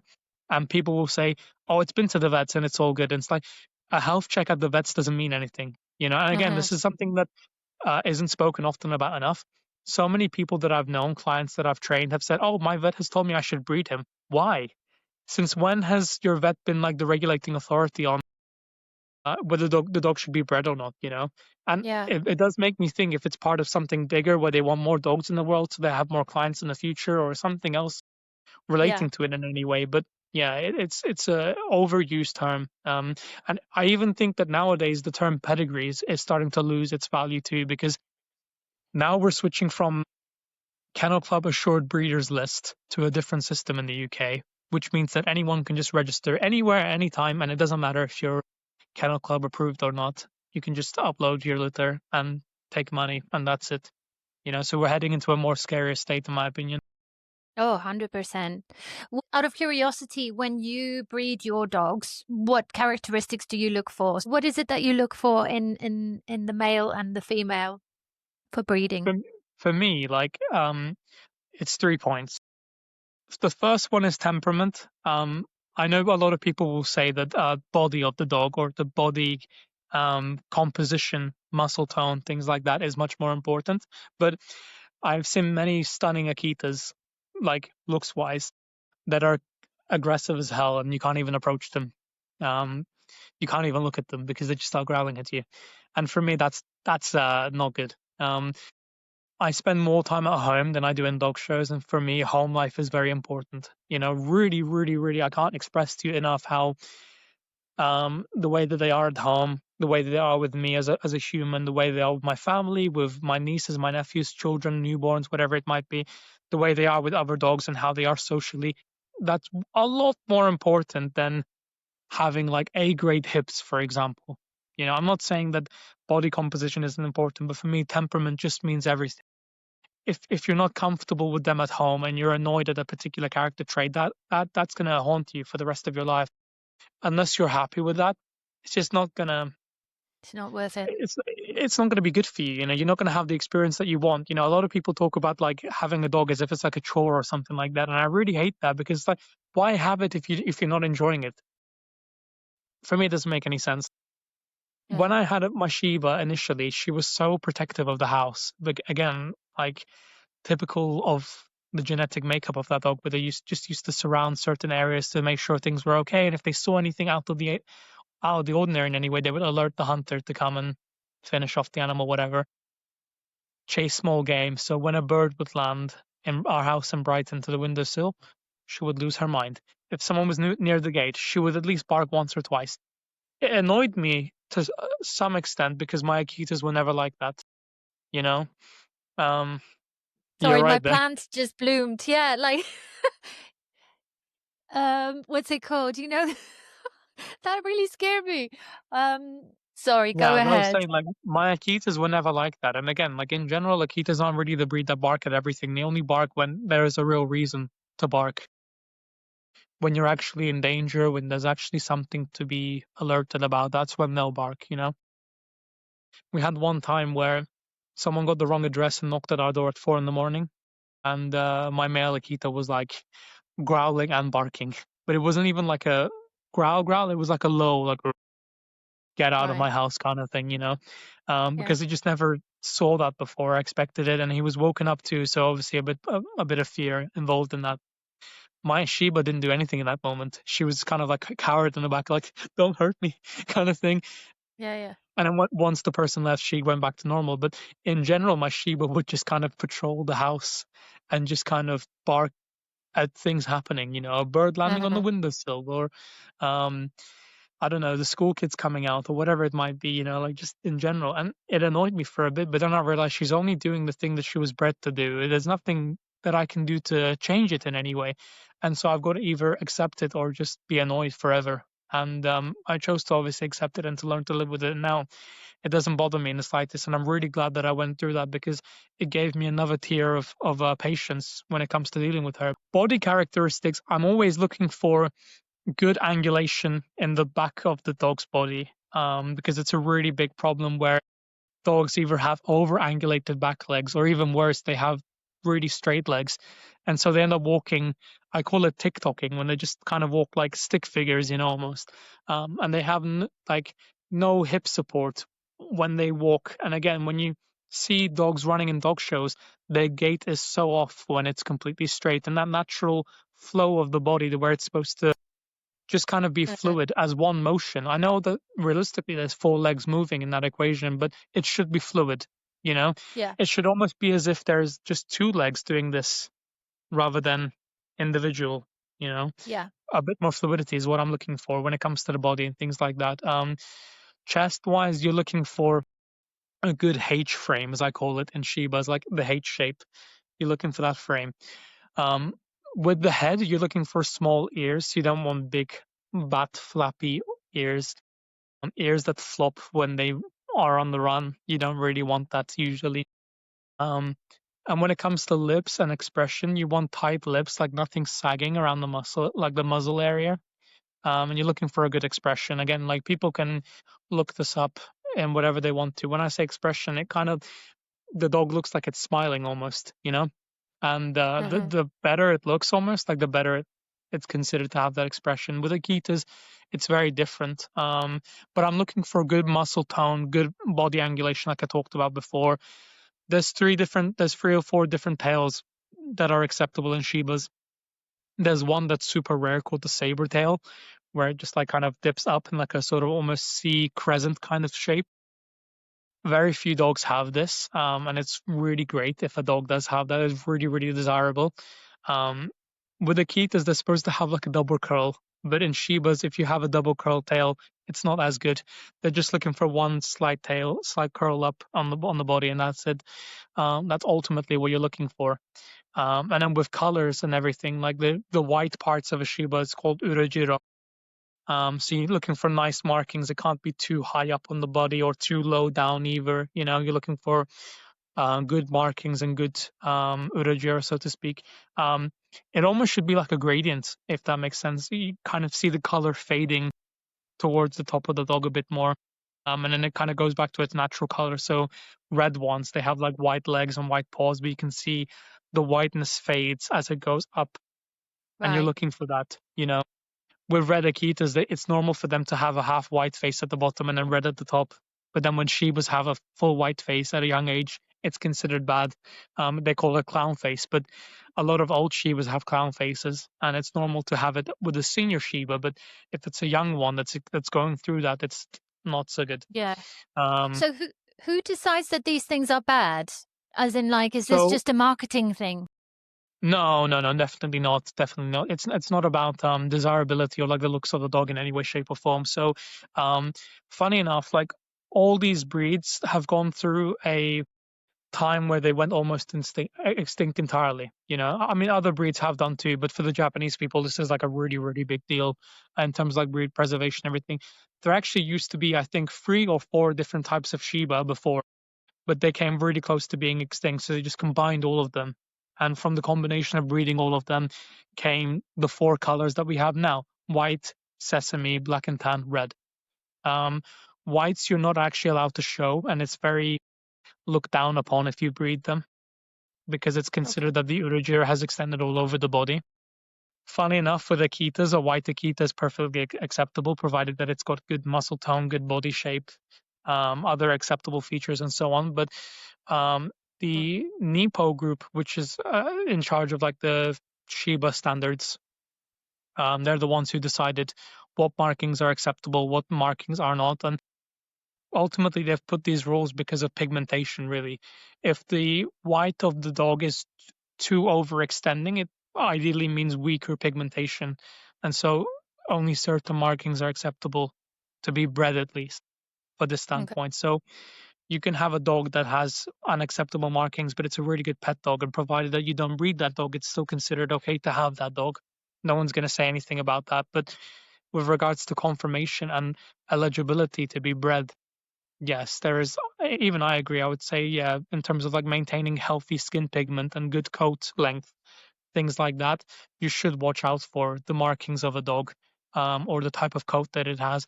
Like red Akitas, for example, they have a big problem where the coat is too short, and it's so common to have a Uh-huh. short-haired Akita. I look at my female Akita and my male Akita, and my female looks a little bit bigger, I would say. But when she sheds her coat, she looks the same, if anything, smaller than my male, you know? Right. But when my male is in full coat, I can't really tell when he's in full coat versus when he's lost his coat, because there isn't really much difference in looks. And so when it comes to like healthy skin pigmentation and good coat genetics, so to Uh-huh. speak, I definitely think that there should be like a regulation authority saying that, oh, this is good and this is bad, because they have seen what it does to breed the opposite way and to breed the way they're doing it now. So it's Yeah. definitely good. But I can see why people would think that it's like a marketing thing and they would want certain looks because it's more desirable to sell more, whatever. But it's definitely not about that. Definitely people aren't doing it because of that either. You won't find people that are selling white ones just because it looks better or whatever.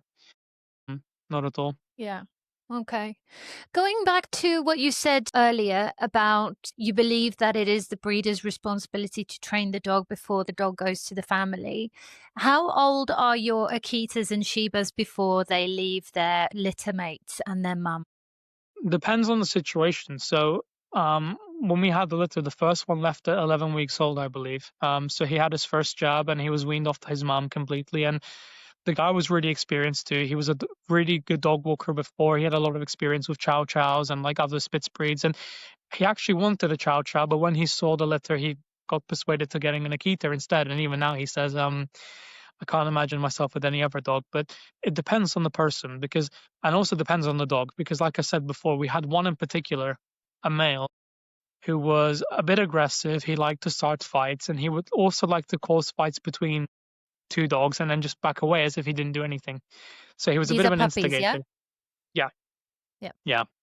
Um, I did actually try and figure out what I did wrong with him to cultivate that kind of energy, because none of them had that issue, just him.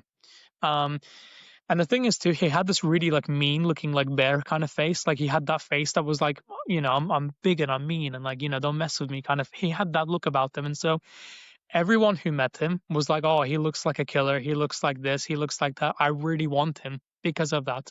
And even when I remember one person in particular met him, he was a bit rough with him and he growled and he was like, oh, I kind of like that, because imagine like no one would ever do anything to me if I had a dog like this. And immediately I thought, what are you doing with your life that people would try and do something to you? Because we lived in Brighton. Like it's not like, and people have guns and people break into people's houses, whatever. Like, don't get me wrong, you have some interesting characters in Brighton, but not to the extent where you need like a killer Akita A that's going to protection, a protect you. self-protection. Yeah, Yeah. yeah, Yeah. it's not needed. And so I had maybe two or three people like that, that came to see him, and I thought I'm gonna have to keep him because I don't trust anyone with him. And on top of that, it was training wise, he needed so much development to actually get to a stage where I could even trust him with anyone, in my opinion, at least, anyways. And I thought to myself, I'm gonna keep him most likely. And at the time, I was even filling out transport paperwork for my dogs to be transported to Lithuania. And I thought I will probably add his name just in case, because I don't think that I'm gonna sell him to anyone.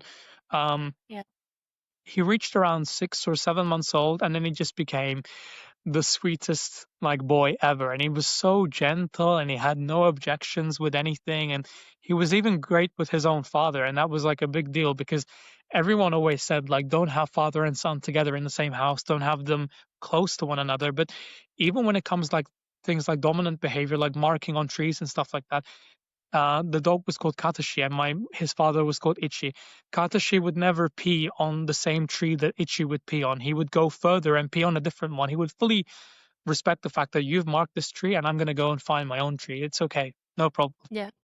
he wouldn't even like look at him during feeding or anything like that, because in his mind he thought, if I look at you when you're eating, you're probably going to get aggressive with me, so I'm just going to mind my own business and eat here, and that's it. And he was great, and he was so respectful. And then obviously I decided to keep him at that point, because I was thinking he's good now, and not only that, but he perfectly accepts everyone in the house too, so he's great. I will keep him. But then my wife got a message from someone saying that they used to have an American Akita, and they're just looking for a well-bred Japanese Akita. They'd never seen one before. Now they're seeing one, they're losing their mind and everything. I actually wanted to reject them so harsh. Like I really wanted to find an excuse to not accept these people. And I thought, he was really standoffish with everyone that came into the house before, so maybe he'll do the same thing again, and hopefully it won't happen.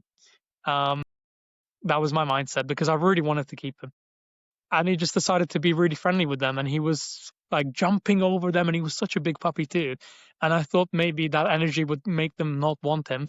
And they were super understanding, ideal owners, great people, and they said, yeah, we'd love to take him. And they took him.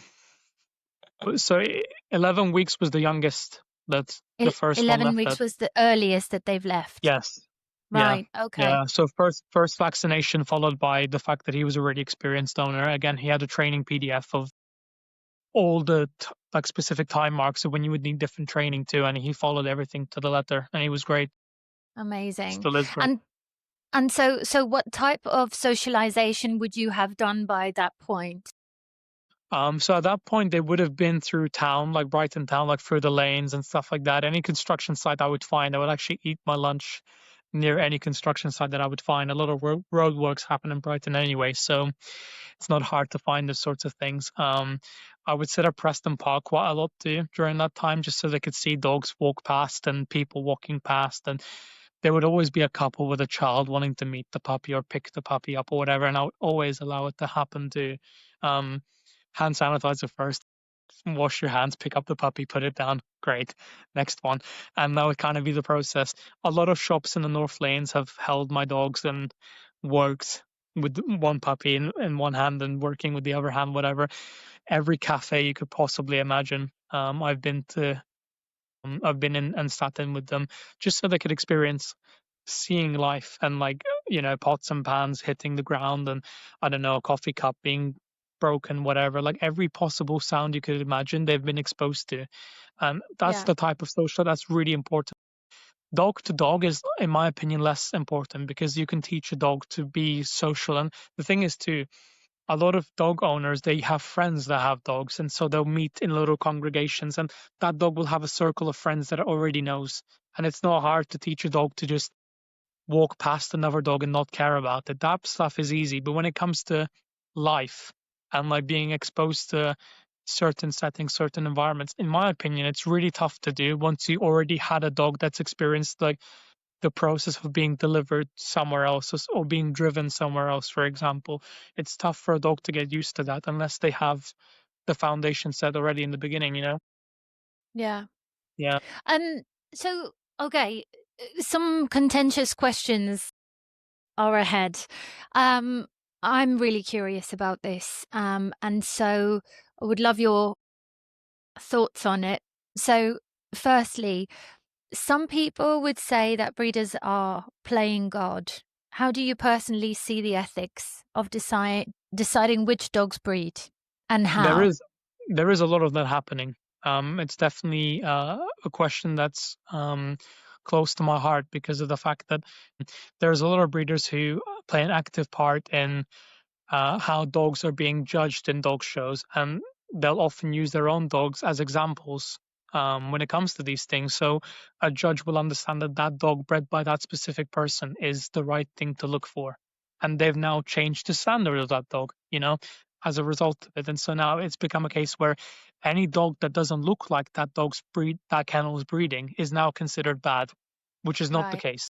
And that in itself, in my opinion, is playing God, because you have now changed the standard based off of what you do personally, and you're now setting the standard to the rest of the world that unless it comes from my breeding, it can't be right, because I'm the only one who breeds them right or whatever. And there is a lot of that going on for all breeds everywhere, not just my breed specifically. But a lot of gatekeeping going on too when it comes to these breeds. And again, like a lot of breeders I've heard, for example, some breeders have contractual terms where you'll buy a stud for your kennel and you'll pay an obscene amount of money.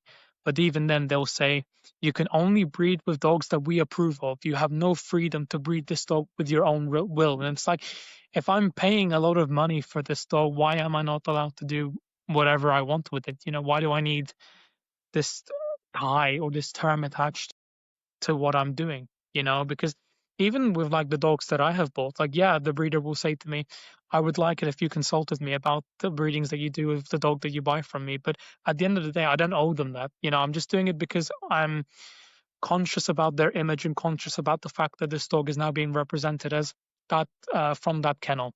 So I'm always conscious about that. But at the end of the day, I still have freedom to do whatever I want to do because it's now my dog. But again, people put these terms, and again, it's so hard to break free from that link because they'll breed that dog with the intention of having control of the market, not so that something better can come out of it, whatever. And so, yeah, there is a lot of that going on 100%. And again, like I said before, a lot of people that are like high in the regard of breeding and have won a lot of awards and things like that, they'll be consulted as to what's right and what's wrong about the breed and to teach people further down the line.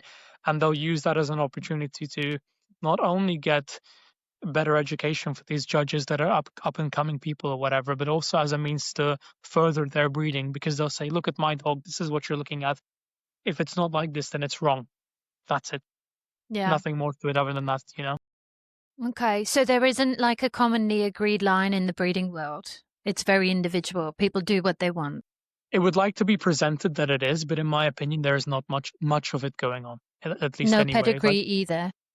No, I don't think so, because the amount of times that I have seen physically a better looking dog next to, I don't know, like a breeder that's really well known in the community, and that dog has not even been commended or not even like looked at properly in any way, and the judge is awarding purely based off the fact that the other breeder has trained them and they're looking for their breeding, not for an objective perspective, Mm-hmm. Okay. How much do you personally think about the welfare of the bitches before you breed them?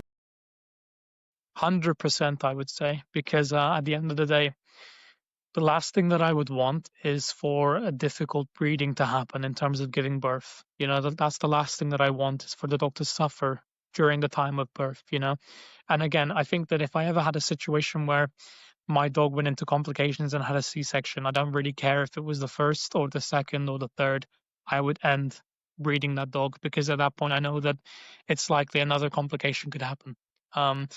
At that point, I would put my motivation for preservation completely aside and focus on the welfare of the dog. There's even a lot of arguments of people saying that, if you have a vet check, you can go for a fourth mating.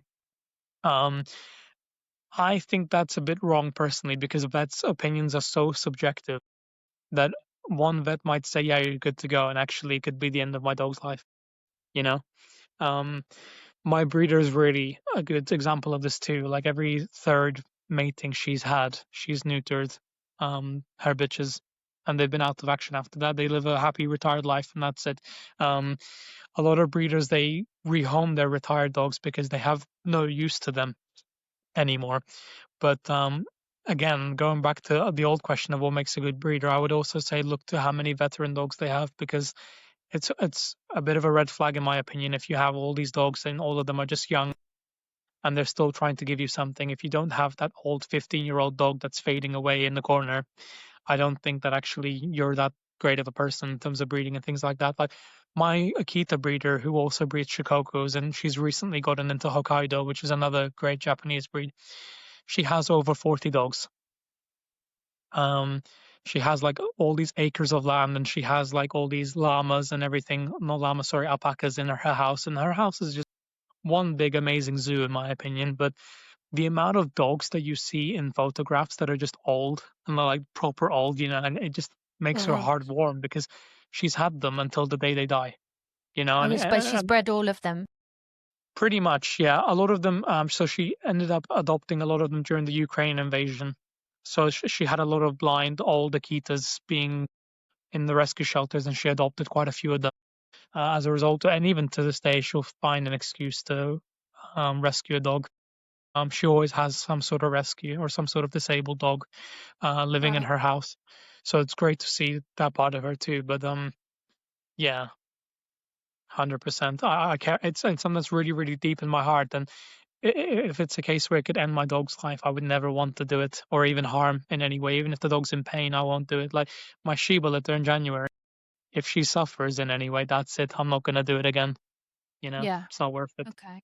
I'm interested to know how they are being bred. As in like physically, do they physically get bred, or is it through IVF, or like what is the situation? Because I recently You read. Mhm. sorry, what were you gonna say? I recently read a book that was written, I think, in the 80s, and it was about dog training. And specifically, they were writing about breeding. And they were saying, once you found a stud for your bitch, take your bitch there and see if she's interested in the stud. If not, take her back home and into her comfortable environment and have the stud come to her. I listened to that and I thought to myself, that doesn't happen anymore. The bitch doesn't have a say at all anymore. So that really upset me actually, because I realized that okay, that standard has dropped to such a degree that that the dog can't decide at all what is suitable for her. 100%. I do think that with regards to like how they're being bred, things have become a bit different in the sense to like, I mean, you can even find online videos where like they're forcing the mating to happen, you know? I've Um, seen, yeah. Similar to humans, the male doesn't experience much pain in this process. It's mainly painful for the female. And so obviously that's a bit sad, but I have never put my dogs in a situation where they're um, invited into that sort of altercation with the idea that, oh, you have to breed kind of thing. Oftentimes, when a female is in season, you will often see the female almost try to like create this pre-mating ritual where like they kind of almost annoy them into doing it, or they keep persisting, like, come on. I'm ready, you're ready, let's go, kind of thing. You do see that quite a lot. Like my Shikoko, for example, she loves my male Akita, and she's ridiculously flirtatious with him in general. She'll lick his face and get really excited when he comes through the door and whatnot. But when she's in season, he'll be sleeping on the sofa and she'll literally ram him with her butt, hoping that he gets a whiff of whatever is going on Hmm. between her legs, obviously. Because they're different breeds, I keep them separate throughout the time. And I always put a cover around the penis of the dog to make sure nothing will happen when it's a crossbreed situation. So if a different breed is in season and my male is around, I will cover him and I'll also put a diaper on the dog when it's indoors. And then when it's outside, I'll take it off so they can clean themselves up and everything. Because the males, they go crazy when the blood drips on the floor and stuff like that, or the discharge comes out. It becomes a bit difficult to clean too. So diapering them in that moment is better. But I still do agree with the old school method of like see if they get on and like each other, as opposed to forcing it to happen. Because a lot of breeders travel to other breeders to meet with a stud and hope to get that done, you know, and sometimes it doesn't happen. Sometimes the male is fully in season right at the end where they're most potent. A male will try to have a sniff and she'll just snap and get aggressive. Okay, so you're not into him. Cool, no problem. I have the same view as if I had a daughter and a guy was being a bit too touchy-feely with her. I would say, hey, stop. She doesn't want to, so it's not going to Absolutely. happen. But You know? surely you've seen people mating with dogs using forceful methods. What Yeah, happens in those yeah. moments? Why is that I mean, normalized? the thing is that there's nothing to gain out of it other than one time like value, if that makes sense, because you're not going to breed that dog again once that happens. If you force a mating to happen, you have now traumatized that dog. That dog is also in pain now because of what's happened, not just physically, but emotionally. And again, people don't understand this as much, or they don't want to talk about it as much, whatever the situation is. But when you put a dog through that, anytime it's in season, it's just going to get traumatized all over again, and it's going to seek out more protection, more shelter. And any dog that comes there, it instantly gets aggressive as a result of it. Because even if a female wanted to have a sniff because it feels off or it smells different, that dog is most likely going to hurt that dog in a really, really bad way, because the last time she was in season, she got raped, and that's the reality of it. And people don't look at it from the same perspective. But for me, it has no difference as opposed to my views on like when women get raped in general. Like still think that it's wrong, and I think that it's wrong for dogs too. It's no different, just because they can't communicate the way that we do as humans together. The law shouldn't be any different with regards to things like this. But again, so important to talk about and educate people on these things. And again, which is why I prefer the Lithuanian system to breeding, because they talk to you about this stuff specifically too. And again, that's a really big part of the modules that you go through. But it's not so much in the UK.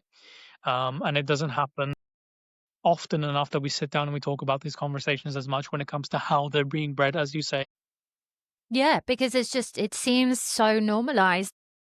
I was doing research for this episode and I found a video on YouTube, and I was just typing in breeding basics 101, and they were breeding Frenchies on a table in the middle of like an exhibition center, music blaring in the background. Basically, there's a woman with a glove, the dog got a whiff of the bitch, got aroused. She then used her own hands to try and, extract the sperm in a little cup, then took a needle and pulled out the sperm, and then someone else held the dog's legs up, the female. Yeah, there you go. Bish bash And then bosh, your dog's pregnant now. That's it, Yeah. that's just, I was like, how, this should be illegal. This should be illegal. How is this even acceptable on any I mean, level? you'll definitely be on the wrong side of the law if that happened here. Yeah, 100%. And the other thing is too is that like breeding is not like, again, I don't know if it's just the UK or if other countries are experiencing the same thing too, but I've seen a lot of it in the UK. Breeding is becoming more and more and seen more and more as like this thing that you could just do to make money quick, and you can do from home, very low effort. Bish bash bosh, like I said before, pregnant dog, that's it. I'll feed it some cheap whatever from Lidl until people pick it up, and then that's it. You can go home with it, and then that's how you get all these dogs that have so many issues, because but the amount of issues that people have that are just caused from bad breeding as opposed to the owners at being at fault, so high. And it's so harsh to tell people, no matter what you did for this dog's upbringing, you couldn't have changed it. It's just genetics. It's just bad genes, bad raising environment. The breeder didn't do a good job raising him, and that's it. Mad. I would love to go into that with you, but before I do that, I wanted to talk about fertility clinics, because Yeah. my impression of a fertility clinic for a human is, you go there because you're having some challenges and you need some help. But I can't imagine that any dog's ever going to go knock on a door and say, "Excuse me, I'm trying to conceive. Can you help me, please?" I just think it's really ridiculous. It sounds so clinical. It sounds so like, we're doctors, we're here to help you. It's so dark. The thing is that so I have like really mixed views when it comes to stuff like that, about like the ethics of it, whether it's right or wrong. So there's one side of it where it's like dog cloning, for example, is a really recent topic that has come into light ever since they made those extinct wolves come back to life. I don't know if you've seen that on the news at any point, but yeah, they did that. There was like a really rare dire wolf breed that they brought back through fertility clinics and stuff like that. But one side of it is like, if you have a dog that's like a male, for example, and this is like male specifically, in my opinion, not females. That's a really great example of the breed. Has a great temperament, has a great body shape, and you've bred this dog, and for some reason you haven't been able to achieve something that looks similar or better from breeding it. Should you clone that dog? My opinion, yeah. If you're doing it to kind of bring back the loss of a dog that you had or whatever, I don't think that that's the case. And I don't think you're going to cure it in any way by doing that. But in terms of like preservation, if that dog is a good example of the breed, yeah, I think there's an argument to be made as to if you should make the same dog again, kind of thing. I think Barbara Streisand did that. Yeah, I think there was a case about that before that I read from like ages ago. But yeah, but when it comes to bitches having issues with fertility and then using science to boost the ability of that dog becoming fertile and pregnant later on, if it's already having issues getting pregnant, what issues will follow after that? Because if your dog is not able to get pregnant, then clearly it has some hormonal issues because the sperm is not reaching the egg is not hatching the way it should do. Scientifically, things aren't happening the way it should be. So, if I then scientifically boost that dog to become pregnant, will there be a chance that it's not going to produce milk? Yes. If it does produce milk, will it have the exact amount of nutrients required to make that dog healthy, for the bones to fuse, for it to grow up, whatever? Yes, it would. You know, will I spend a lot of money getting supplements for the puppies and trying to make sure they get other stuff? Yeah. Will it work? Maybe. Because again, it's also about the nutrients being absorbed in the body as well as me giving that to the puppies. The risks involved from doing something like that, for me, it's not worth it. You know, other people can try.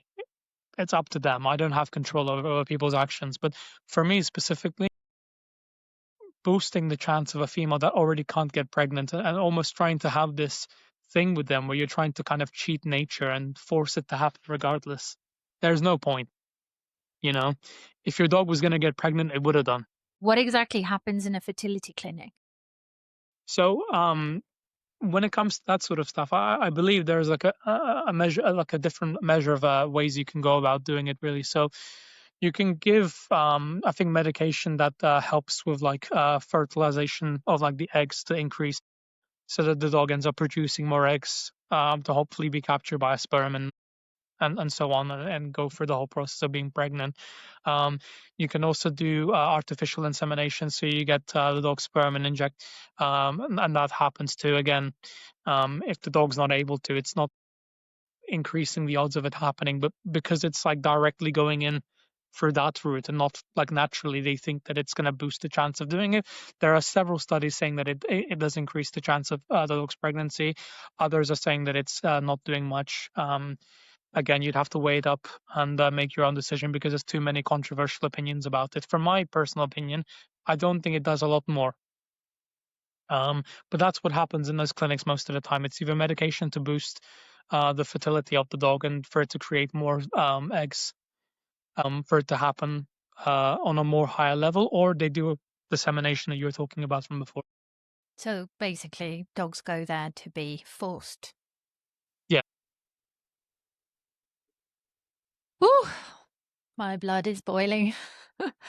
Right. Okay. So shall we quickly just move on? It's so crazy that these establishments are even able to, conduct business. And I know that many of them aren't even actual established, like it's not like you can go down the street. Some of them are It's just someone's backyard. Some of them are just people who have like little mobile sheds in the back of their garden, and they've just bought a few £1,000s worth of equipment, and they're just doing it cash in hand, and no one knows about it. You know, so a lot of them are actually like that. You know, Have you met backyard breeders? yeah, yeah. I've had one interaction with a guy who had the Japanese cross American Akita, who desperately wanted to breed his male with my female Japanese Akita because he claimed that his dog was a genius and that it would be, a disgrace or like a waste of dog for him to not breed his dog, whatever. He thought that, he was denying the world of like a great dog if he didn't breed his dog, almost as if it was like, I don't know, Hitler's super race, where like his dog was like the only one that was worthy of breeding, kind of thing. And yeah, we had that character in our lives. I met a Frenchie breeder who was breeding albino Frenchies, selling them for 8,500 each. And he was saying like, oh, all of them have skin problems, but Frenchies have skin problems regardless. It's not because mine are albino. And the thing is that it definitely is because they're albino. It's not because of the fact that they have the general issues that people with Frenchies face or whatever. It is because they're albino. And I've met an XL bully breeder too, before the ban. So yeah. So with those people, I mean, nobody wants to be, for lack of a better word, a snitch, but like, don't you feel compelled to do something? I have done already. When I met the Frenchie breeder, I already told the dog warden in the area that there was unregistered dogs someone was breeding more than 3 times a year, because that's like the legal requirement to register yourself to the council as a breeder and register your dogs if you have three or more litters in a year. And he did that continuously. So yeah, I did report him for the same thing. And the XL bully one, I didn't even need to, because in the process of doing it, the ban came and they seized his dogs anyways, because turns out he was involved in other illegal activities. So the police came and took his dogs basically, and that was kind of the end of it. So I didn't even need to. I know obviously no one wants to be compared to a snitch or whatever, but in this case, I don't really feel the guilt of snitching in any way when it comes to that stuff, because at the end of the day, even if he was charging like £200 for an albino Frenchie, it's still wrong. Like, these dogs shouldn't exist. They have all these health problems, and it's painful for them to even be alive, let alone the skin problems that they have and everything. And like, the snouts that they had were pretty much flat. Yeah. The dog takes one step and it's already fighting for its life. It's just no point of the dog even living. No, it's so sad actually, because I only recently learned, well, recently, like a year ago, that brachycephalic dogs, the flat-faced dogs, the sound that they make, so like like That the grunt, piggy pig grunt. breathing, Yeah, that I've always thought that's just what they sound like, but actually that is them struggling to breathe. Like, exactly, them breathing exactly. is abnormal as a breed. Yeah, yeah. It Oh, I it's met just one Hungarian. I met one Hungarian lady who had like a retro pug, and like that was the first time in my life ever I saw a pug that actually had a nose. And she was saying that like she can walk him for 3-4 hours, not like no problem. And the thing is, like, I've been a dog walker before, and I've had times where a 10-minute walk is close to killing a Frenchie or like a pug, because it just can't breathe anymore, and I've had to yeah. carry it and continue to walk like that. It's happened. Yeah, but people don't know. They just don't know what they're buying. It's crazy, and they're fueling this. People in the UK have normalized that. Like, people don't think that a pug having a flat nose or a Frenchie having a flat is a bad thing. Like, people don't know that if you look at photos from like 50, 60, 70 years before of this breed, it didn't look like that. We've made it that way to fit this aesthetic and this idea. And again, like, I call them live, love, laugh people. I don't know what the term is exactly for that kind of person, but it's all these influencer types and the people that I don't know, their idea of a holiday is, I don't know, some sort of Kiss FM package holiday to Ibiza, that kind of type of person. It's all these people that buy like the blue Frenchies or like the blue Dachshunds, silver pit bulls, whatever, like all these designer type breeds that have all these health problems, and they have no idea that, okay, yeah, you've spent 10,000 getting this dog, but also contributing to this idea that dogs are in pain constantly, and that's it. Yeah. Oh God, it's so tragic if you really think about Yeah. it. From the way that they are conceived or bred, the way that they conceive, the allergies, the breathing. Oh gosh, it's just I find it really difficult or challenging to wrap my head around how this could sit. Like, what part of yourself do you switch off to enable that problem? Knowing, you know what I mean? Like, how do It's tough. breeders reconcile? The thing is that you're never going to be able to shut down the problem fully, if that makes sense, because there's just too many people taking it up and not understanding. And the other problem too is that I'm really against this, by the way, but a lot of old school breeders that are like older in age, specifically, they gatekeep so much and they're a bit harsh. And when I say harsh, it's hidden by passion of the breed and the need to protect their breed and things like this. But they're so harsh to these people when they say, I want to breed in the future, and instantly throw all these words like, oh, you got to walk before you even run, and you should not even be thinking about that, whatever. And they're again, the intention is to protect the breed and make sure that the wrong people don't breed, not to throw people off the scent. But if you don't have that character where you take it on as like, oh, it's just an old person saying something, it's not really like a big deal, I'm not going to take it to heart kind of thing, you'll be thrown away from that good community. You'll be less likely to be involved in that good community necessarily, and you'll fall into the arms of a backyard breeder just because they were friendly to you. It'll happen, and you'll think that those people are better or a better community to exist in Because because they're they nicer treated you to you. better. Exactly, exactly. So, I mean, like, one experience I can say is personally that I've had myself was my male Akita was like maybe 7 months old, and he was at that teenage gangly phase where he was just all legs and no body. He looks pretty ugly, and I had no idea. because I just wanted to show my dog, and that was it. I had a breeder come to me and say, "You might want to quit with him because he's very ugly." And I was like horrified. I was like, "What the hell?" And I even had tears coming down my eyes because I was like, "Did my breeder lie to me?" Because she said that it was a really good show dog. Like, what the hell is going on? And I Yeah. remember I walked into the ring with like tears in my eyes, and the judge was saying, "Why are you crying?" And I thought to myself, "Oh, because he's so ugly, apparently." And he was like, "Oh, you don't know that. He hasn't even finished developing yet. You don't know what the finished product's going to look like. For me, he looks like a teenager. He looks fine. Don't worry about it." And luckily, I was the only person in the ring, so he gave me a lot of time to teach me how to show my dog and how to run with him and how to make him look better and stuff like that. And I actually ended up going to the final of that show, and I was on TV and everything, which was cool. But in that moment, I realized that the whole community is just opinions. They take the standard and then they bend the standard to their own opinion to whatever fits their breeding, and then they tell you different based off of what they think. Right. So that's why it's really difficult to find a good dog or a bad dog, because one person's idea of a good dog is the next person's idea of a complete nightmare. So Yeah. no one's So looking at why the do bare bone these standard. I understand, yeah. So why do these shows happen? What is the actual purpose?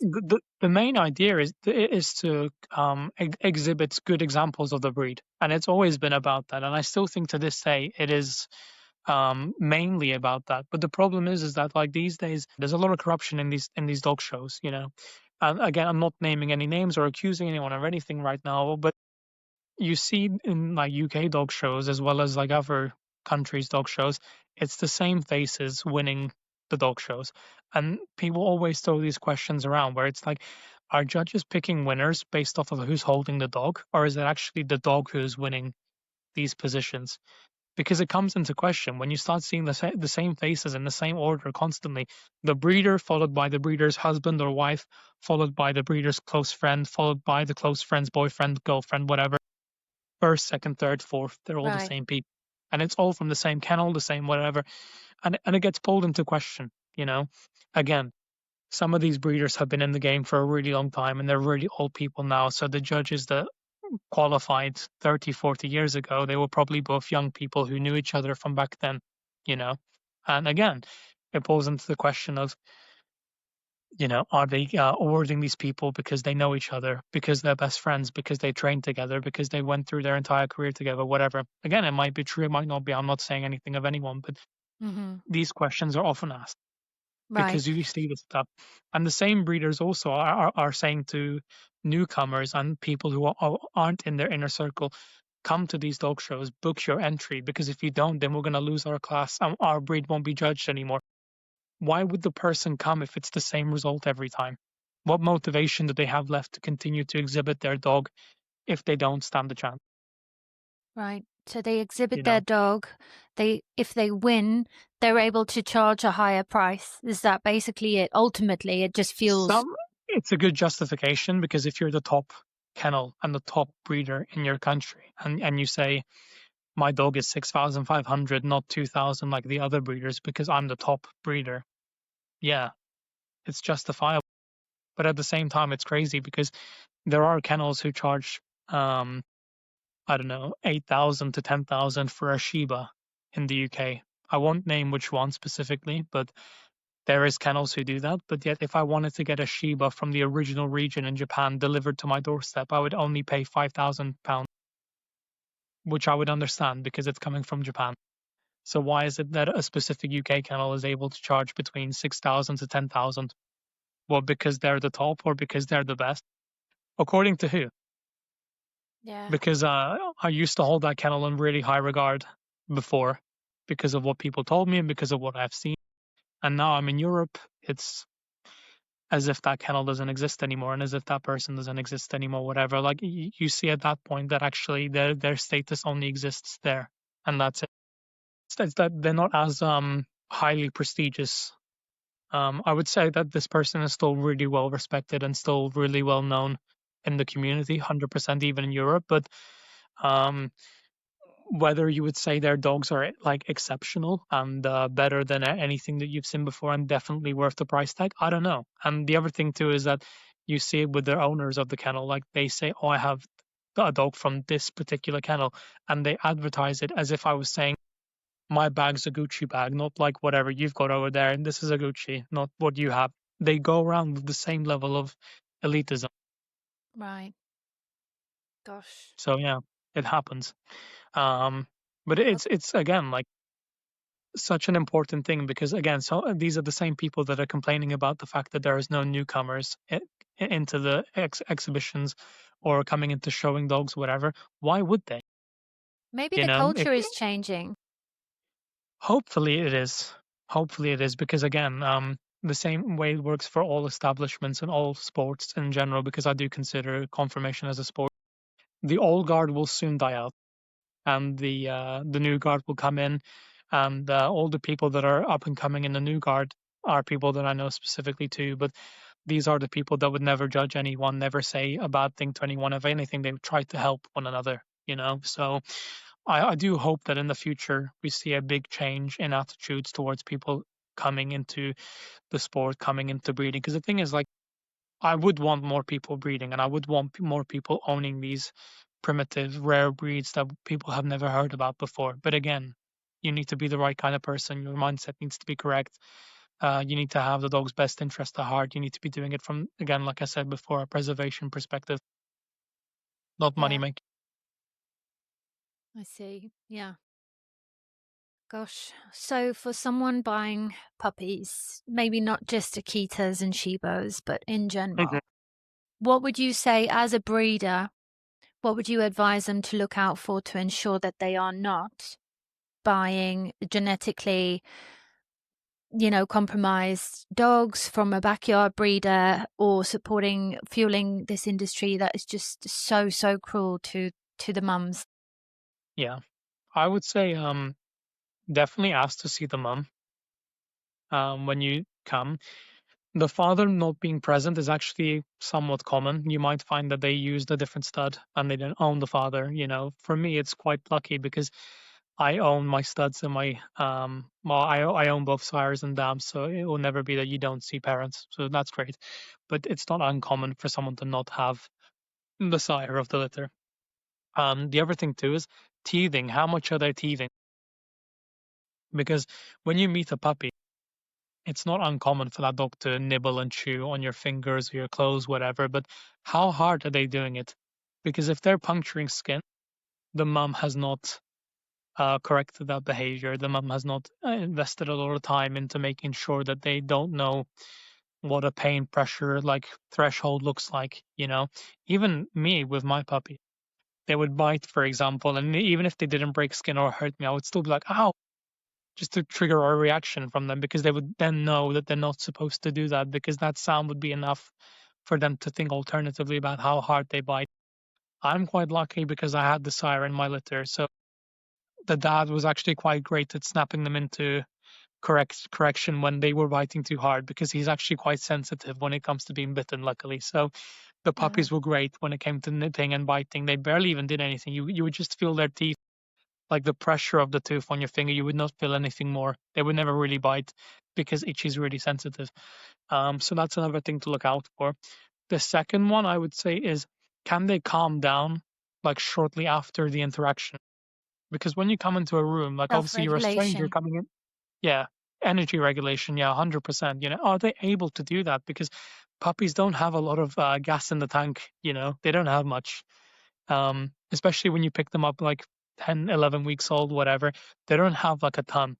If you spend half an hour, 5 to 10 minutes of that interaction should be when they go, oh, God, all that playing, I've got to take a rest. They should do it, you Yeah. know, 100%.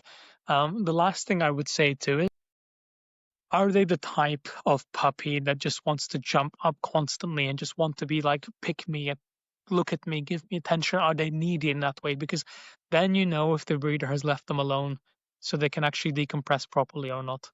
You know, I would do this quite a lot in the sense where we had French doors in the house that we lived in, so there was like a big window that you could kind of watch them from. I would put a deck chair outside and I would shut the door to make them think that I've left the room. And I would leave the pen shut so they couldn't escape into any part of the house. and I would just watch them to see what they would do. And naturally, they would howl for a little bit, scream for a little bit, and then get too tired and go to sleep. And then I would wait for half an hour, then come back into the room. And they learned very quickly that they can just be left alone and go to sleep. And that's it. They're not going to die. They don't need me there forever. And Yeah. they learn how to be independent in that way. So the ability that you're not giving them too much attention and they don't seem to mind it is another thing to look out for too. You know, a lot of the times, puppies, like, you see them and they just come to you and they just want attention constantly and they're almost fighting each other for the attention because you pick up one in specific because you like the look of it or because it came to you first, and its brother, it's chewing on its ear, or the other one's grabbing its tail and trying to like pull him away from you or something like that, you know. So I would say, yeah, those three areas are the most common to look out for, because then you know if a breeder has not only done a good job, but also the mom has been a good influence on them, and you're picking up dogs that are mentally at least on the first step of the ladder to achieving full mental maturity. Right. Okay. That's so interesting because I think there's a lot of parallels between the, I guess, cognitive and behavioral development of puppies compared to humans. You know, Yeah, that object permanence, like where you're able to leave the room and come back, and they like they learn that you didn't disappear, like you didn't, like, you know what I mean, evaporate or whatever. yeah, yeah, yeah. And then the attachment theory, with regards to that neediness and giving them that, like having that bond with the mum and the litter mates that is sufficient for them to survive on their own, I guess, without being overly needy or anxious or Yeah, I mean, I definitely want them to have like a sense of like independence from a yeah, young age, because don't forget too, I mean, like, not everyone is like me and my wife where we devote our entire lives to the dogs. People have work, people have, I don't know, family emergencies, or their friend needs them and they need to leave the house all of a sudden. Like, if your puppy isn't able to just go to sleep or play with a toy and then tire itself out and go to sleep afterwards, and then you come home and nothing bad happens, you can't live that way. You know, it's such a bad thing, and also gives you a lot of anxiety, because if you're dealing with a family emergency or you had to go out, whatever, and in the back of your head it's like, oh, I hope he hasn't destroyed the house or pooed on my laptop or something like that. You know, you can't live that way either. It's a terrible way to go about doing it. You know, it's not a comfortable experience at all. no, no, it's not. I have that challenge with Duna at the moment because I can't even take the bin out, you know, Yeah. and I can hear her barking. She goes bonkers. She's like, "Oh my God, she's left me again," you know, even though I'm back in like 5 minutes. But yeah, no, I think it would have made a huge difference if dogs are able to have that level of independence. It makes a huge difference. Otherwise, it can Yeah. become. I think having an anxious dog can become, what's it called? Is that carer's fatigue? You know, it's very draining if you can't leave the dogs at 100 all. 100%. You know, like, I remember when I picked up my Shiba, we couldn't drive at the time. So we had to go from Brighton to Manchester to pick up the dog by train. We left the dogs alone for 9.5 hours in total that day, just because there was so many delays and everything's going on with the trains and all that sort of stuff, and as it does with railways, as you know. Um, but every time we looked for the camera, nothing. Playing with each other, sleeping, playing with each other, sleeping, because we had two Akitas living at the time in the house. And the worst thing that they did was, my female Akita Kitsune, she pooed in the bathtub because she couldn't wait any longer. And I was like, how can I even be mad at that? Because you did it in such a convenient spot, and all I had to do was turn the shower head on and wash it off, and that's it. You know, how could I even be mad at that? I came home at like midnight, and I introduced the Shiba to them both, and they went to sleep after that. And the thing is, this is another testament to how much time I give in terms of like socialization with my dogs and the correct attitude to have towards other dogs, because they accepted her immediately. She fell asleep with them on the first night, which is a big deal for a lot of people. But yeah, and I remember going to the toilet, and because I had such a long day, and I just found this big lump of poo in the bathtub, and I was like, well, I can't even be mad at that because it's not even Yeah, like it's an inconvenient spot, you know. So yeah, yeah. Oh, bless them. Yeah, 9 hours is a very long time. I got yeah, into a debate with someone recently, actually, because they were talking about in Norway, I think it's illegal to leave your dogs for over a certain period. I think it's 4 hours, right? it is 4 hours, yeah, and you need to take an exam before being eligible to buy a dog too. Yeah, What do and you you think need to about do. that? I think it's good. The whole idea behind the law is good, but at the same time, if my granddad's in hospital, my dad's in hospital, whatever, and I need to go or whatever, and the hospital isn't going to allow the dog to be there, should I be arrested for it later on? No. It has its caveats, with like every law, there's good intentions behind it. But Yeah, whether it's always so black and white in a real life scenario is a completely different question, but the intention is good. You know what I yeah, mean? And at the same time, like the same goes for the law of passing an exam to get a dog. You could pass the exam and be a complete, utter disgusting human being to that dog. You that's can very abuse it true. after, you can do whatever, just because you passed an exam, it doesn't mean anything, like I can pass my driving exam and then run somebody over the next day, like is my driving instructor now at fault because I'm secretly a maniac and didn't tell him anything about my life, again, it's one of those things that I don't really think that we could actually find like an exam that would fully like what's it called? Fully find a Mitigate? way to fully find a way to actually qualify someone as that's the word I'm looking for, qualify someone as a good dog owner, and the thing is too, I actually don't believe that I'll ever be like the perfect dog owner. I actually think that it's something that I'm chasing forever. That's my mindset when it comes to being a dog owner. I'm always trying to think of how I can make their life better. Like, yeah, I moved a whole country for them to a country where I don't even speak the language, and luckily I have my wife with me. But even though I'm doing these things for them and every day I'm training them and every day I'm trying to find ways to do something different, whatever, I'm trying to find new routes for them to walk on and stuff like that. I'm still thinking deep down that there's something more or better that I could be doing for them. And I do think that it's a um, beautiful thing to think about and to enter that mind space because a lot of clients ask, at what point do I stop training? And it's like, I don't know who told you that you should stop training, because if you do, then okay, your dog's excitement kind of goes away, and your dog's just gonna kind of settle into this mopey. Okay, we walk along the beach and we grab ice cream and then we go home every day. That's what we do. I guess that's my Mm. life. And if it doesn't change in any way, or at least you're not stimulating your dog or trying to find other ways of doing it, it's not really good for anyone, really. Like if I said to you, well, here's a house for you and your child, and this is your routine for the next 50 years, and you don't get to do anything different other than that, you'd go insane. It wouldn't Yeah, work. yeah, And it's not right for a child to be in that moment. And we focus so much on child development and stuff like that. It's a really big sector, but we don't sadly do it for animals in any way. And not just for dogs too. Horses have the same thing, cats yeah. have the same thing, even lizards have the same thing. And no one talks about it enough. No, but it's so, so important, just thinking about the XL bully ban and breed-specific legislation. Obviously, we have learned over time that that actually didn't do anything to stop or, reverse, bites from dogs. And so, yeah, really curious from your perspective. Firstly, what can be done? What can be done to stop dogs from biting humans? Or what is the reason, do you think, that that is happening, and why is it on the rise?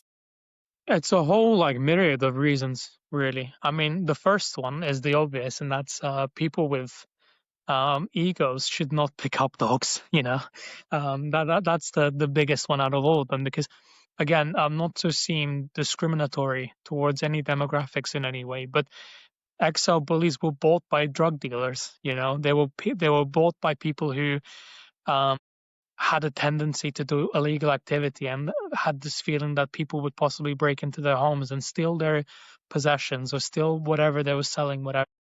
Even on the news at some point, I remember, I can't remember if it was Piers Morgan or somebody else that they spoke to, but a breeder of XL bullies admitted that the only reason he bred these dogs was so that drug dealers could start paying him for a dog specifically, and it could be known as the drug dealer's dog kind of thing. And again, if you look at all the people who owned them, it was majority either people in illegal activities or people that were selling drugs, whatever. And so that's the first part is that people should qualify the customers that come to them when it comes to buying dogs, whatever. And if it's in any way obvious or made known to this person that maybe they're into that sort of stuff, or maybe they have minor connections in that kind of activity, to not sell the dog to that person. We had it with our Akita puppy. One person came and said, "Can I pay cash?" And I really wasn't comfortable doing that because I would have to declare it alternatively, and I have to prove that he gave me the money and so on and so forth. And I said to him, we did agree that it would be done via bank transfer. Is there any reason why it can't be done that way? And he basically said that if he gave cash, it wouldn't be him paying cash and it'd be his friend paying us. And would it be okay if we met his friend in a car park of Churchill Square, like the shopping center, whatever, and then we delivered the dog to him in the car park and stuff like that? And it seems super sketchy. And in my mind, I was like, no, this is starting to sound like a drug drop off, like not even a puppy pickup. Like, no, not doing any of this stuff. Like, I'm not interested. And his home address wasn't even a home address. It was like the address of like a corner shop in London. It wasn't even like a house. He just gave me some address that was near him, I guess, and that was it. But people don't think about that. And a lot of breeders, when they sell dogs to people, they just go, "Yeah, sure, mate. Like if that's your address, that's your address. And if you want to pay cash and it's your friend dropping it off, yeah, sure. I don't mind. All good, whatever." They don't think about who's buying it and where it's going to, whatever. And not much thought is put behind that because ultimately they don't care, And we even had one owner who was a bit confused as to why we're staying in touch with her because her Labrador breeder blocked her after the purchase. And for me, that's scary. I don't know why your Yeah, breeder of would block course. you shortly after you buying the dog. What if I need help later on? What if I have a question about the dog? Like nothing, you know. Like Yeah. it's been 4 years that I've had my Akitas, and to this day I still talk to my breeder because I have a question or just because I'm curious about something, and she'll answer me. And I do the same with my owners too. Like anytime they need help, I'll go do it. If someone needs training, I'll fly on my own expense and train their dog, whatever. I'll do whatever I can. But people don't qualify their own as well enough, and that's another reason why dogs bite. And the second one mainly is about we don't have a good understanding of how to approach dogs and how to be around dogs. It's almost as if like they're this jester in our lives that provide entertainment, and we're almost entitled to walk over to somebody's dog and say, "Hey, not even let me touch your dog. I'll just put my hand on your dog and do whatever." Like if your dog wasn't friendly, why did you bring it here? That's the mentality that we've adopted Yeah. in Yeah. this Yeah. day and age. And when your dog displays any kind of uncomfortableness or even aggression, dare I say, it's like, oh, why did you bring it here? It's like, you do realize I brought it into this public environment so that it does have the ability in the future to be good amongst people. And because of idiots like you, now I have to backtrace and go into a low distraction environment and build up to this cafe again because you've been an idiot and walked over and part of my French, fucked everything up. Uh, that's how it is for people. And again, same with off leash dogs, like I've had it in Brighton, not even in a park, like in an urban environment on a street, not even Oh, in a dog park, where it's illegal to have your dog off the leash on yeah. a street like that. Come up to my Shiba, who's already anxious about life in general, let alone your dog. That's now ruined everything. I now have to do 2 months extra training because you've decided to just not have the patience and hold your dog on a lead. Simple as that. And the worst thing is, I've spent a lot of energy arguing with these people, trying to educate these people, whatever, to the point where you realize you're talking to a brick A wall. wall. It doesn't change anything. And obviously, you having an anxious dog, I Yeah. understand all these things too, but people don't care. And so now you need to start resorting to different techniques. And it's like, I had one other situation where a cane corso off leash ran at my shikoku aggressively, was already growling and already like in that stance of ready to attack.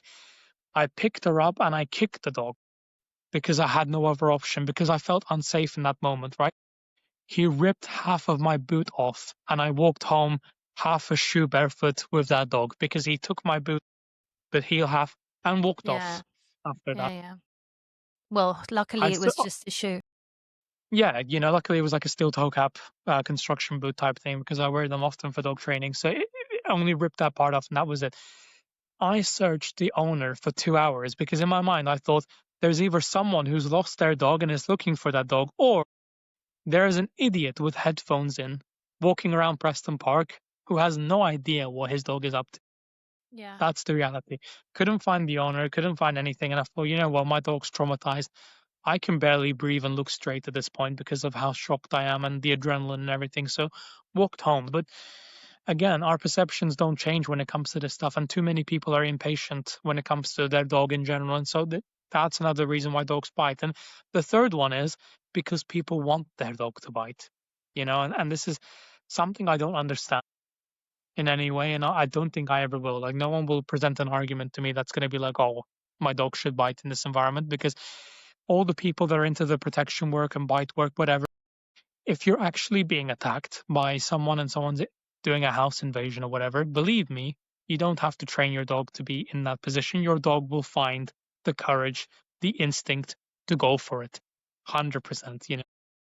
I have Akitas. They're very guarding in character. Believe me if I tell you, I dare someone to try to break into my house, you will lose your limbs. And I have never trained them for bite work or anything like that. Like the most common argument for bite work is that it's a stimulus release and they learn to control their anger. And it's no different to an MMA fighter or a boxer heading into a ring and just stepping into that mindset. And it's like, if you're a boxer or an MMA fighter, you know the risks of going in there. You know that potentially someone can deliver a blow to your head, to your body, and it might be the last thing that you feel forever.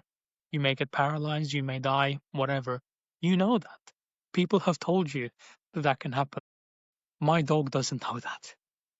And dogs, when they get into fights and stuff like that, they do not know that it could possibly end their life in any way.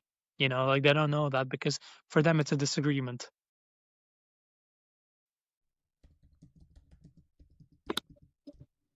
Oh, Hello. I'm Oh, there you inside now. go. Oh, hello. Look at the beauty. Um, where is he? Oh, hello. So gorgeous. Wow, that's a wolf. I'll just do this instead because it's easier. Okay, we've gone all dog now. Yep. See the two there. Where am I looking? Oh. Oh. So gorgeous. I can't wait to cuddle with Duna after our call. They're just beautiful. Oh, there you go. So, we dropped, unfortunately, that last little clip didn't end because our line got cut off. I was saying that the last reason why dogs bite is because people want them to. And again, this is a really, really big problem. And luckily in my career, I haven't had a lot of it, like in terms of clients who have deliberately put their dog in a situation where it wouldn't want to bite. And I was saying before that, like, a lot of people that do bite sports or any type of training that involves a dog biting in any way, they always use the excuse of it's a stimulus release or it's anger control for the dog. And it's no different to a boxer or an MMA fighter heading into the ring for a fight, whatever. But at the end of the day, if you're a boxer or an MMA fighter, you know fully that there is a risk that you can either receive a blow to the head or an injury that might even end your life or paralyze you, whatever, so on and so forth. You know those risks. Your trainer has told you those risks. Other people that you know have said, you could possibly die in there. Your dog doesn't know that. And it's completely different. And when it comes to teaching a dog those things, you can't really do it anyways. You can't really teach a dog that there's a risk that you might die in this. And even when dogs fight each other, it's not like, oh, I'm going to kill you kind of thing. It's a disagreement between the two of them. That dog isn't even consciously aware when it wants to kill, that it's trying to do that fatal thing, whatever. Like, there's plenty of videos out there of huskies killing chihuahuas that have maybe taken it too far with them, whatever, because they just lost anger and just completely snapped or whatever. You can see they walk off and they shake it off and they just walk off after. They don't really care because it doesn't register in their head the way that with us, the guilt of killing someone would.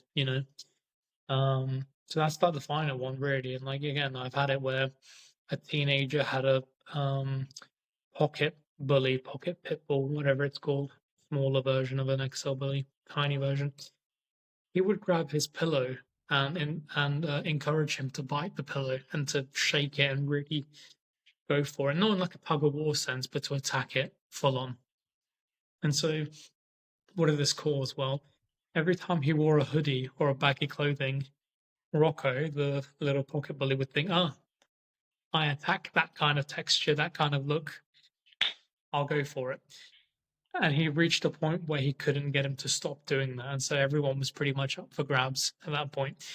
The funny thing is, and again, like I've had like minor training, not full on, but minor training with the Kazakh police force with their attack dogs and how they do security work and stuff like that. My dad's taken me to see them and stuff. I've got cousins in the Kazakh military too, so I've had some experiences. But the main thing that they teach the dog in that environment, first and foremost, is how to let go of things. So they make the dog pick up an object and they make them let go. Because funny enough, when you're teaching a dog how to bite, the most important part is not the bite and the bite force, it's the letting go. Because if you can't let go, then you're pretty much screwed in that environment because once it's latched on, it's latched on. If you haven't taught it a clear let go command, you're screwed. He did not know that because he's ill-informed about bite training, because he's not aware of what it takes to get that dog in that environment. It took me 9 months to just get that dog to realize the fact that you don't attack fabric, you don't attack baggy clothing, you don't just launch and go off for it. He would break leashes going for it. It wasn't even safe anymore. And I told him before, like, you're going to have to spend a few months at home desensitizing him at home, because you can't go into public like this. If he sees a child in a hoodie or in a onesie or something like that and he goes for it, because children do walk around in onesies like that, and your leash snaps, you can't explain to the officer, my leash broke. Sorry that your child's dead now or your child's severely injured. You're at fault. Your dog will be put down. You need to understand that. And you can tell in that moment that was the first time he understood that responsibility, because no one told him this before. And suddenly teaching a dog to be aggressive and biting that way wasn't cool anymore. And it wasn't something he wanted anymore. And you can tell in that moment. But beforehand, he was like, yeah, I want my dog to bite things and I want him to be a bit aggressive and I want him to be a bit of a protector or guardian, whatever. And ended up backfiring greatly. Yeah, made a rod for his own back. That's not good. Pretty much. So that's awful, really awful. And it's such a shame, really, because like I don't know, maybe it's hard to say, because I want to say, like, from what I've seen, and I've been in a wide range of environments in the UK, I just can't see the need for a protection dog. I just No. can't. But I anyway, don't see a need for it either. Even like in certain parts of London where crime's really high and everything, I don't get it. Like the closest that I've ever had any like relatability in that environment was a lady who bought a Rottweiler after she'd been mugged in London. But again, right. she didn't take him to bite work or any type of bite security training or anything like that. She didn't do anything. She just wanted a dog beside her that would make people think twice about picking on her as a victim or picking on her as a target, whatever. She wanted that comfortability of someone will, if I'm at an ATM again or whatever and someone's going to mug me, they'll think, oh, not her because she's got a Rottweiler. I'm good. She was young enough to take care of that dog. And, she used to do a lot of triathlon work too. So she was very fit and everything. She was definitely more than capable of physically exercising that dog. But yeah, sadly she got mugged at an ATM when she was taking out money, and she just didn't want to be a victim anymore. So she was like, you know what? I'm going to get that one dog that would make you think, do not pick on me, do not even think about it. And I think she made a good decision because her dog was actually quite soppy the way the Rottweilers are. She just wanted a lot of cuddles and everything. But again, you'd only know that if you knew a bit about dogs. But generally, if you walked past a Rottweiler, you would not think, okay, I'm going to pick on that woman to rob her of her money. Yeah. Yeah. What a shame. What a shame that she felt the need to do that. Yeah. I'm guessing when you trained the Rottie, it was a softie, so there wasn't really much, I guess coercion or aversive needed.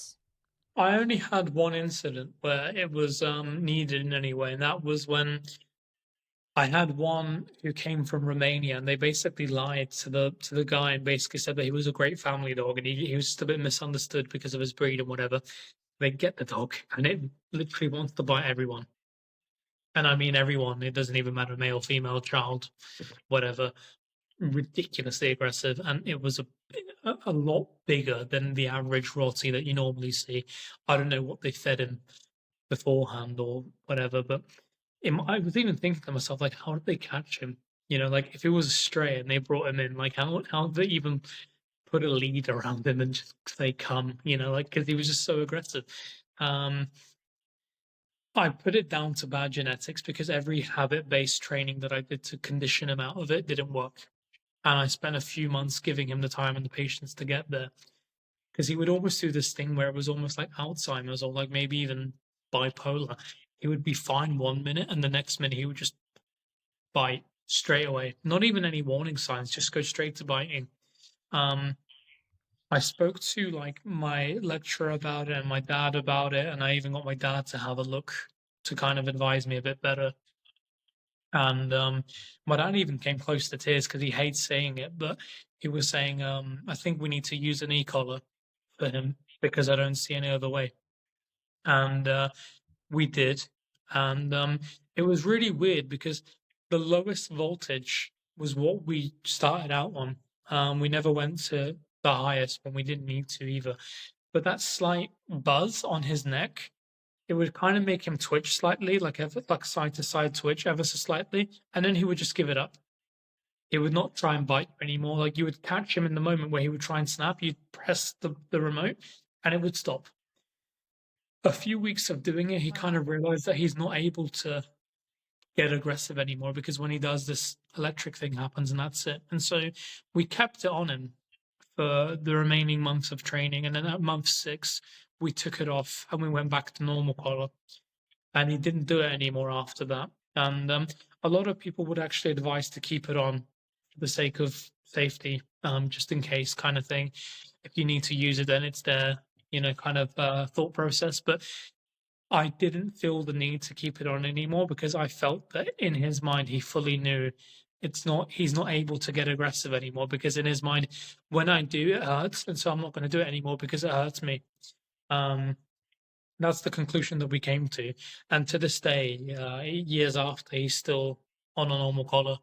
He doesn't feel the need to do it anymore. And like my assessment overall was that there was some micro trigger that I couldn't pick up on or no one else could see, whatever it was, annoyed him and it made him bite. Whether it was a shift of energy, whatever it was, the wind blowing the wrong way, whatever it might have been, it caused him to get aggressive and we needed to fix it. And he realized in that moment that actually it's a bit frustrating and a bit painful for him when he does get aggressive, so best not to. And then he gave it up. And that was the only time that I've resorted to aversion in any way, shape, or form. I've had it in rescues too. We've had some Tibetan Mastiffs that were like 80, 90 kilogram, huge dogs that were aggressive with other dogs. It wasn't my decision, but the charities at the time in Turkey, they had prong collars as standard for these breeds. So you weren't allowed to use flat collars for those breeds specifically, especially if they were aggressive towards other dogs. But again, do you need them? No, not really. I do believe that the effect that you create from a prong could easily be changed and channeled into a flat collar where if it's underneath the chin of the dog, you can redirect the head and cause some conditioning to lower the risk of the dog being reactive to other dogs, you know? Okay. The final question I have for you, actually 2, if that's okay with you, just to end our interview. I would like to know what you would say to people who believe or say that you are contributing to the rescue crisis through being a breeder. I mean, me myself, I know that I'm not personally, so it doesn't really rub me the wrong way, if that makes sense. When people say those sorts of things, do breeders contribute to the shelter problem? Yeah. You know, there wouldn't be a need for a shelter if there wasn't a breeder out there. You know, chicken and egg theory, which one came first? If there wasn't an irresponsible breeder, then there wouldn't be a need for a shelter. You know, and if if shelters are struggling, it's at the expense of irresponsible breeders. I do everything in my power to make sure that I don't contribute anything. And as I mentioned to you before, money's never an object to me when it comes to getting the dogs back to me. I will do whatever is necessary. You know, um, I'll go to whatever extent, even if it was a case when he's on to hire a private jet to bring a dog back here, kind of thing. I would work tirelessly to afford that because I would have to, because I'm not rich. But I wouldn't ever allow any of the dog that came from my breeding even spend a minute in a shelter, as opposed to other breeders where people say, "Oh, you know, it's not viable for me, or I can't do it, whatever." I'll make it work some way. Mm-hmm. You know, at the end of the day, I know that when a dog comes from an owner, it's not going to be behavior wise the way that my dogs are, because they've lived a different life. And I know that when I tell my owners, set clear boundaries and do this and do that, I know they don't follow everything that I say to a T. I know that I'll have to work really hard to get that dog at the standard that the dogs are here. I know that for a fact. And again, it's nothing that I won't do because I don't have any other job or life commitment other than these guys. So for me, it's not a problem. But do I understand it when people say that breeders contribute to shelters? 100%. I get it with utmost certainty. But at the same time, is there anything wrong with someone wanting a dog that doesn't have any preconceived notions about life?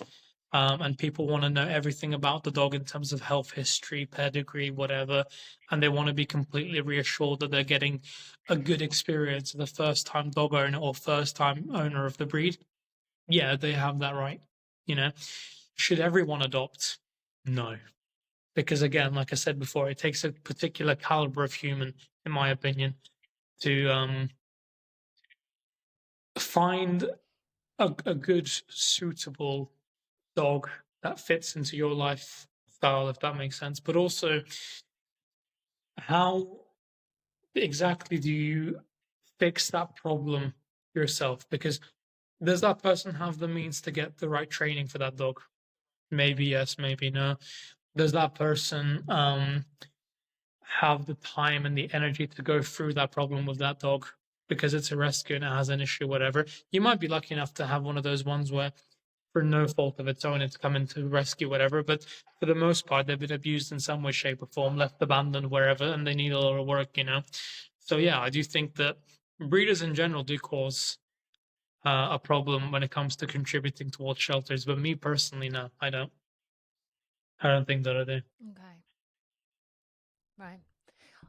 Final question. What do you think we can learn from dogs? I think we can learn patience as a first off. Like, again, I say this to everyone when it comes to my dog training versus other people's dog training. I don't want to cultivate an environment where you're relying on commands or buzzwords or food or a toy to teach your dog something. I want to cultivate an environment where your dog does the right decision because it wholeheartedly believes that that's the case. You know, when a dog invites you to attack or to a fight, in your mind, you believe that it's better to follow me and to look at me for guidance rather than engaging in that fight or responding in any way, you know? So patience is a big one for me when it comes to what we can learn. I wasn't really famous for being patient person in the beginning. My dad taught me that for a lot of trial and error, and I've always been that kid where it's like, well, I want it to happen now. Why, if it's not, then I'm gonna throw a tantrum about it. I've always been that kid.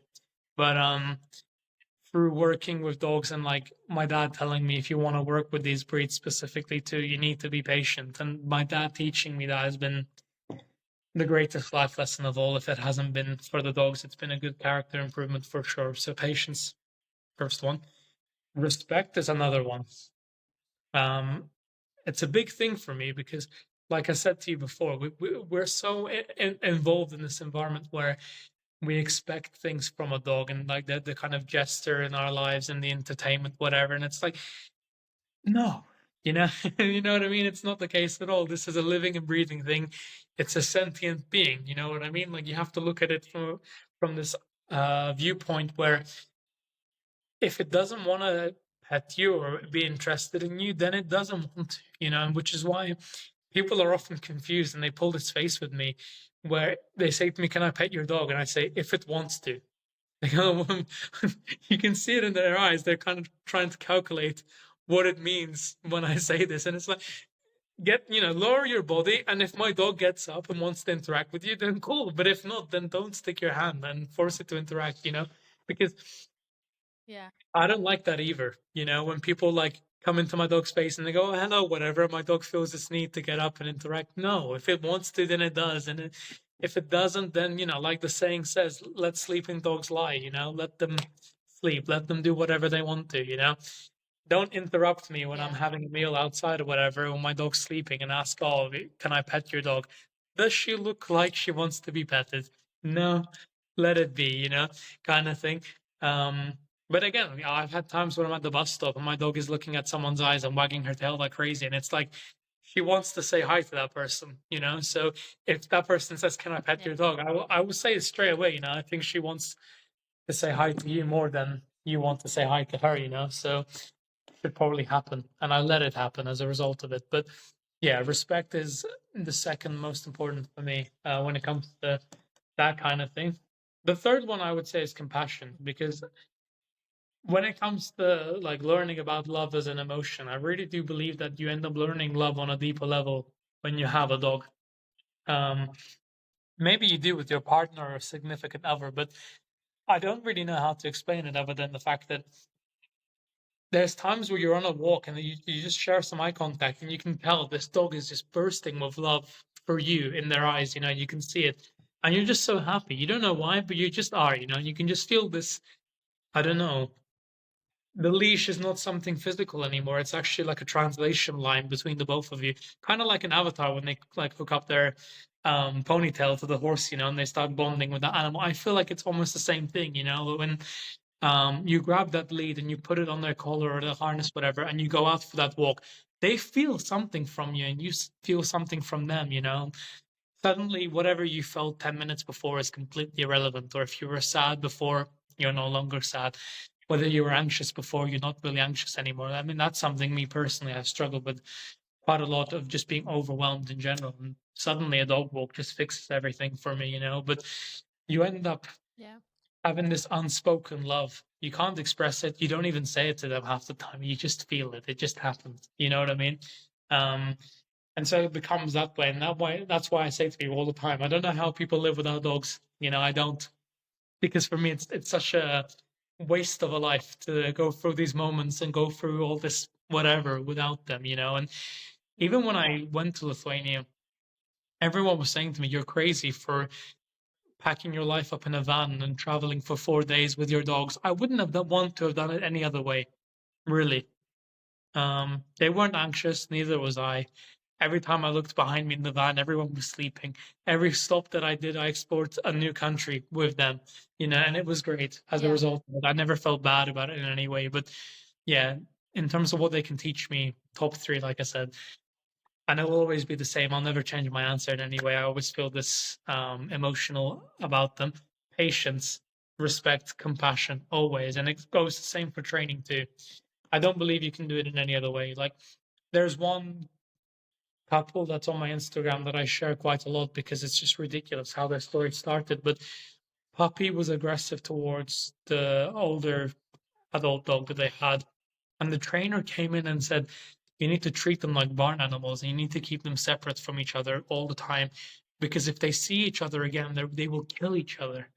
And there's no other way of doing it other than this. Believe me, if there was a way they could be together and they could live their life together, I would have figured it out by now. Within a month of training with me, they were able to coexist together in the same room on a civil basis. No play, but sleeping together, eating together, no problem. They're 4 or 5 months in now, and they have a bond that you would think they were, loving each other for years, no problem. And I can't believe that people approach dog training in such a cold and cruel way. And it makes me think that maybe they treat their own dogs the same cold, cruel method. And it blows my mind, because the same way I love my dogs, I would love Duna if Duna was a client of mine, or if you were a client of mine, and the same goes for other people.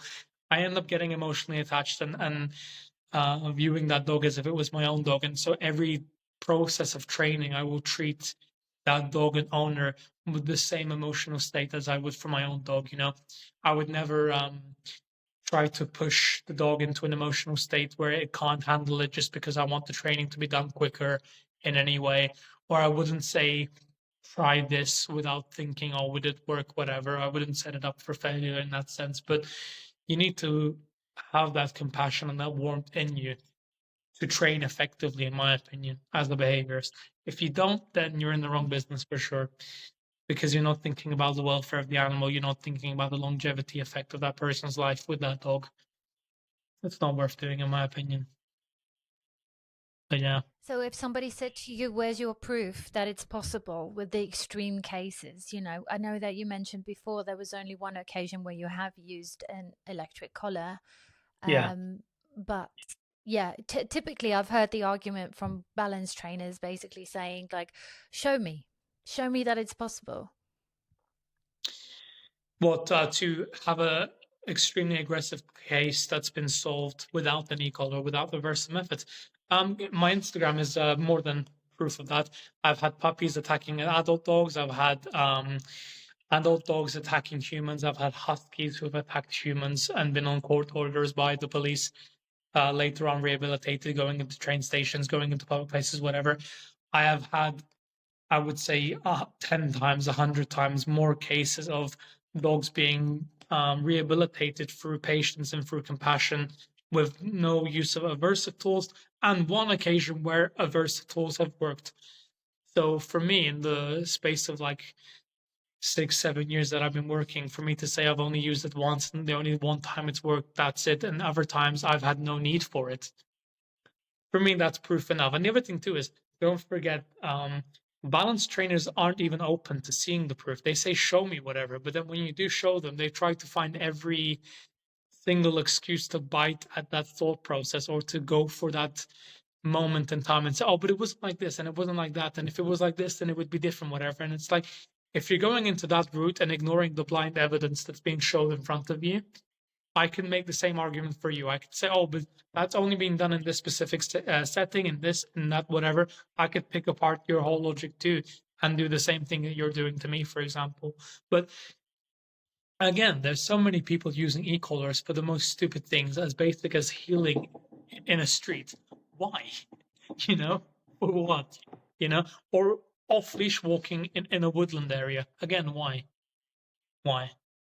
I would like to know, because if it's for cases where, I don't know, you have an Akita and you live in Cornwall and it's just cows all over your house, unfenced, and you have that kind of dog, then I would not understand, but it would somewhat justify the reasoning of why you've done it, because you have a dog that could potentially hurt cattle, whatever. A sheep or livestock, yeah. Yeah, and a farmer may just take that decision into his own hands and shoot your dog. I kind of understand that to some extent, but if you live in London or whatever, or you live in like a more urban setting, and you're just using an e-collar to make your dog heel down the street, whatever, why? And I see this all the time. Like, it's so funny because now you mentioned it. Like, I have one client who messaged me a year ago, basically saying, "I have an Akita. She pulls like crazy. My life's a misery. My wrists are aching all the time, and I really feel like I'm getting like tennis elbow at 28, and it shouldn't be happening, and I'm doing something wrong. Could you possibly help me?" And I said, sure. Gave him the prices. He told me that my courses were out of his price range and he would have to save up and hit me up later on. And I said, no problem, that's fine. A year after that message, he said that he's in the process of becoming a trainer, and he wants to know about my business model because he wants to do something similar where he helps Spitz breeds specifically. And I told him the academy had an accreditation course.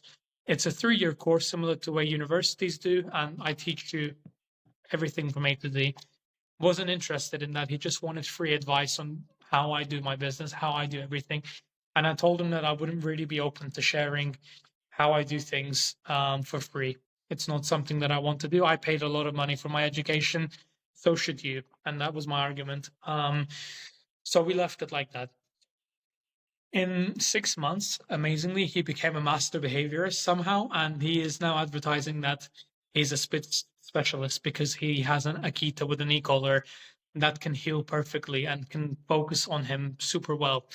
You know, from what I've heard from people, he can't even keep free clients, so it's kind of good that he can't really get many clients because, again, the training methods are insane. Because you watch some of his videos and he's kneeing a German Shepherd in the face, trying to make him stop attacking him.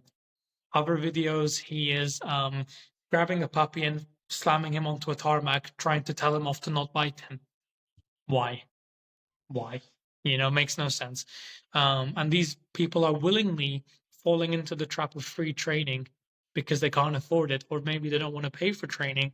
And actually, all they're doing is traumatizing their dog. And they'll come to someone like me or someone similar to me later on saying that they had this experience and it's made an impact on their dog. And now we're working between 6 months to a year to undo the trauma in the beginning.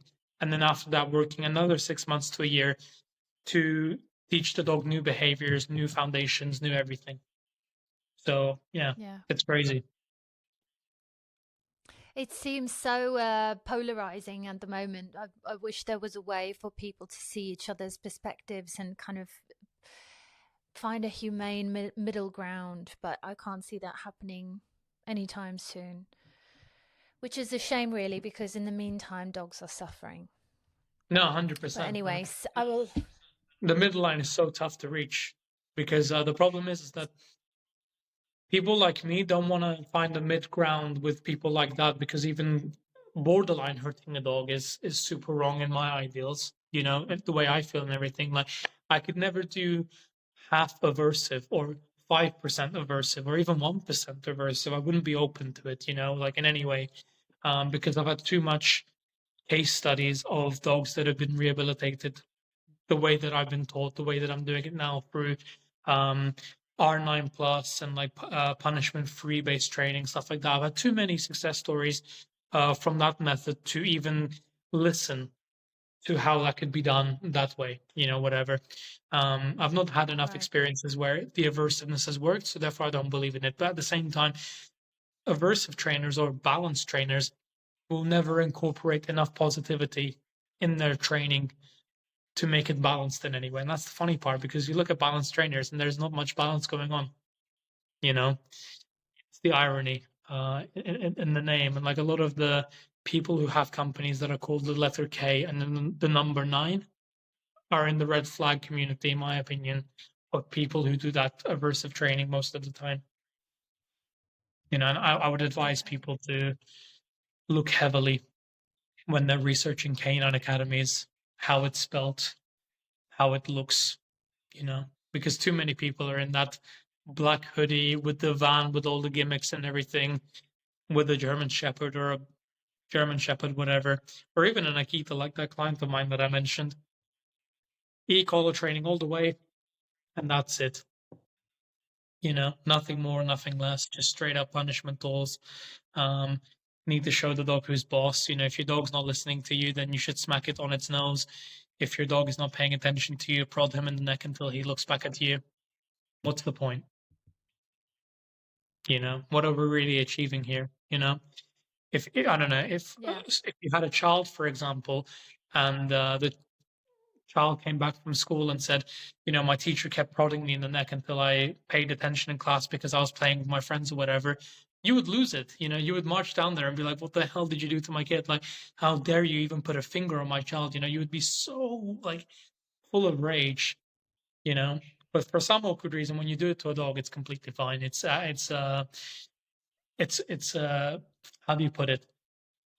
It's a measure that must be taken in order to cultivate that appropriate level of attention. And it's like, yeah, because holding a treat or doing something else to hold the gaze of that dog is so far out of imagination. What we actually need to do is smack, prod, hit, zap, whatever to do that. There's no way you can do it through I don't know, normal tools or anything else, whatever, or even a clicker at the worst part. That would be impossible for these people to comprehend. You need to resort to physical violence instead. Yeah. So basically, are you saying that it's a lack of imagination a lack of tolerance, patience, I creativity?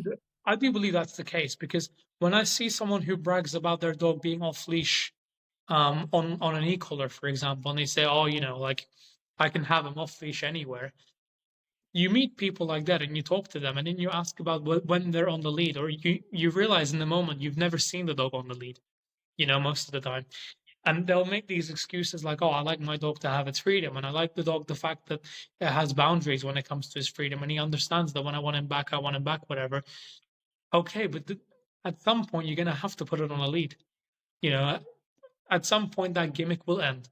You know what I mean? Like, if you go to a different country, any European country, and you walk down a town road or a busy road or any type of urban environment where there's buildings, people, whatever, not like where it's rural out here kind of thing, you will have to put that dog on a lead. You will have to. Someone will stop you. You will get charged for it. Police will give you a hard time for it. Public will give you a hard time for it. You'll have to. And if you can't walk it on a lead, then what's the point?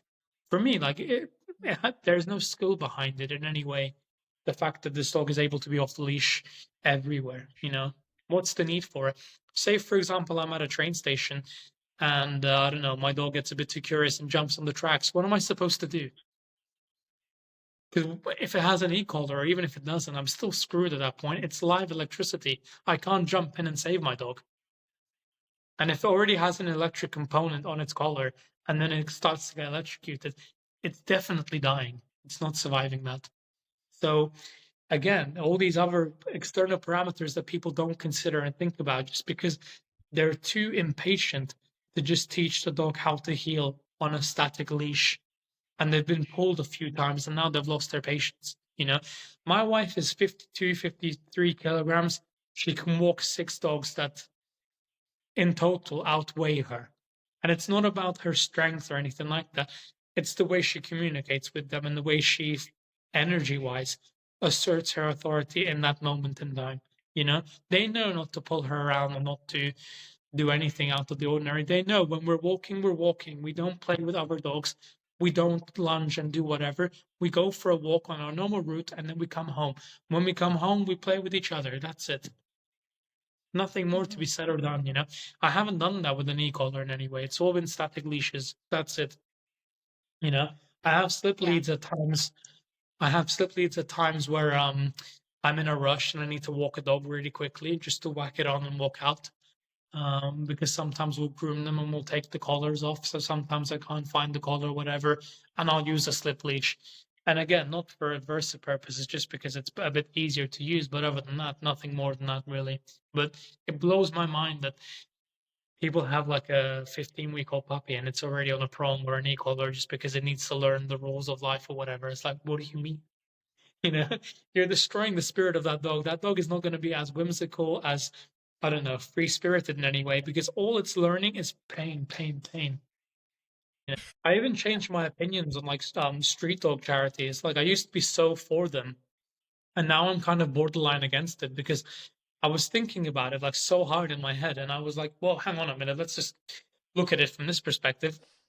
This dog is in Romania, in rural area Romania, and his life is he wakes up, he goes to some random butcher that he's known for a few years now, eats some meat because the butcher feels bad for him, and then he goes to sleep in a cave later on, or I don't know, somewhere else that he finds out. He has a few friends that he gets on with, a few friends that he doesn't get on with. He stays away from them. Generally speaking, he has a pretty free, outgoing lifestyle, no problem. And because it's a rural area, he kind of knows where he's living, where he's going, whatever. Out of nowhere, some random charity worker takes this dog because he wants to make money, puts it in a shelter where he's already anxious because he's never been in a crate or a cage before. And then he's carted off to Tower Hamlets in London. He's called George. He has this collar on him. He's being dragged around on a leash. There's this bus, taxi, car, child, whatever, all around him. And he's never seen any of this before. And he's expected to behave. And people are already giving him a lot of pressure, a lot of remarks, whatever, because he's not behaving. And then me as a behaviorist, suddenly I'm expected to make this dog okay with all this stuff, in a short space of time as well, because again, no one wants to wait for that transformation. People just want result, result, result, result. That's it. That's tragic. That's really tragic. 100%. But yeah, Right. Well, thank you so much for your time. It's been no really problem. insightful speaking with you and listening to you. I'm very grateful for your time. So thank you very much. No problem at all. I'm grateful for your time too. I wish you a good night and yeah, good rest of your weekend Thank too. you. Thank you. And you too. We'll speak again soon. Give Duna plenty of belly rubs for me, and yeah, talk to you soon. I will do. I will do. Take care. Bye Bye. bye.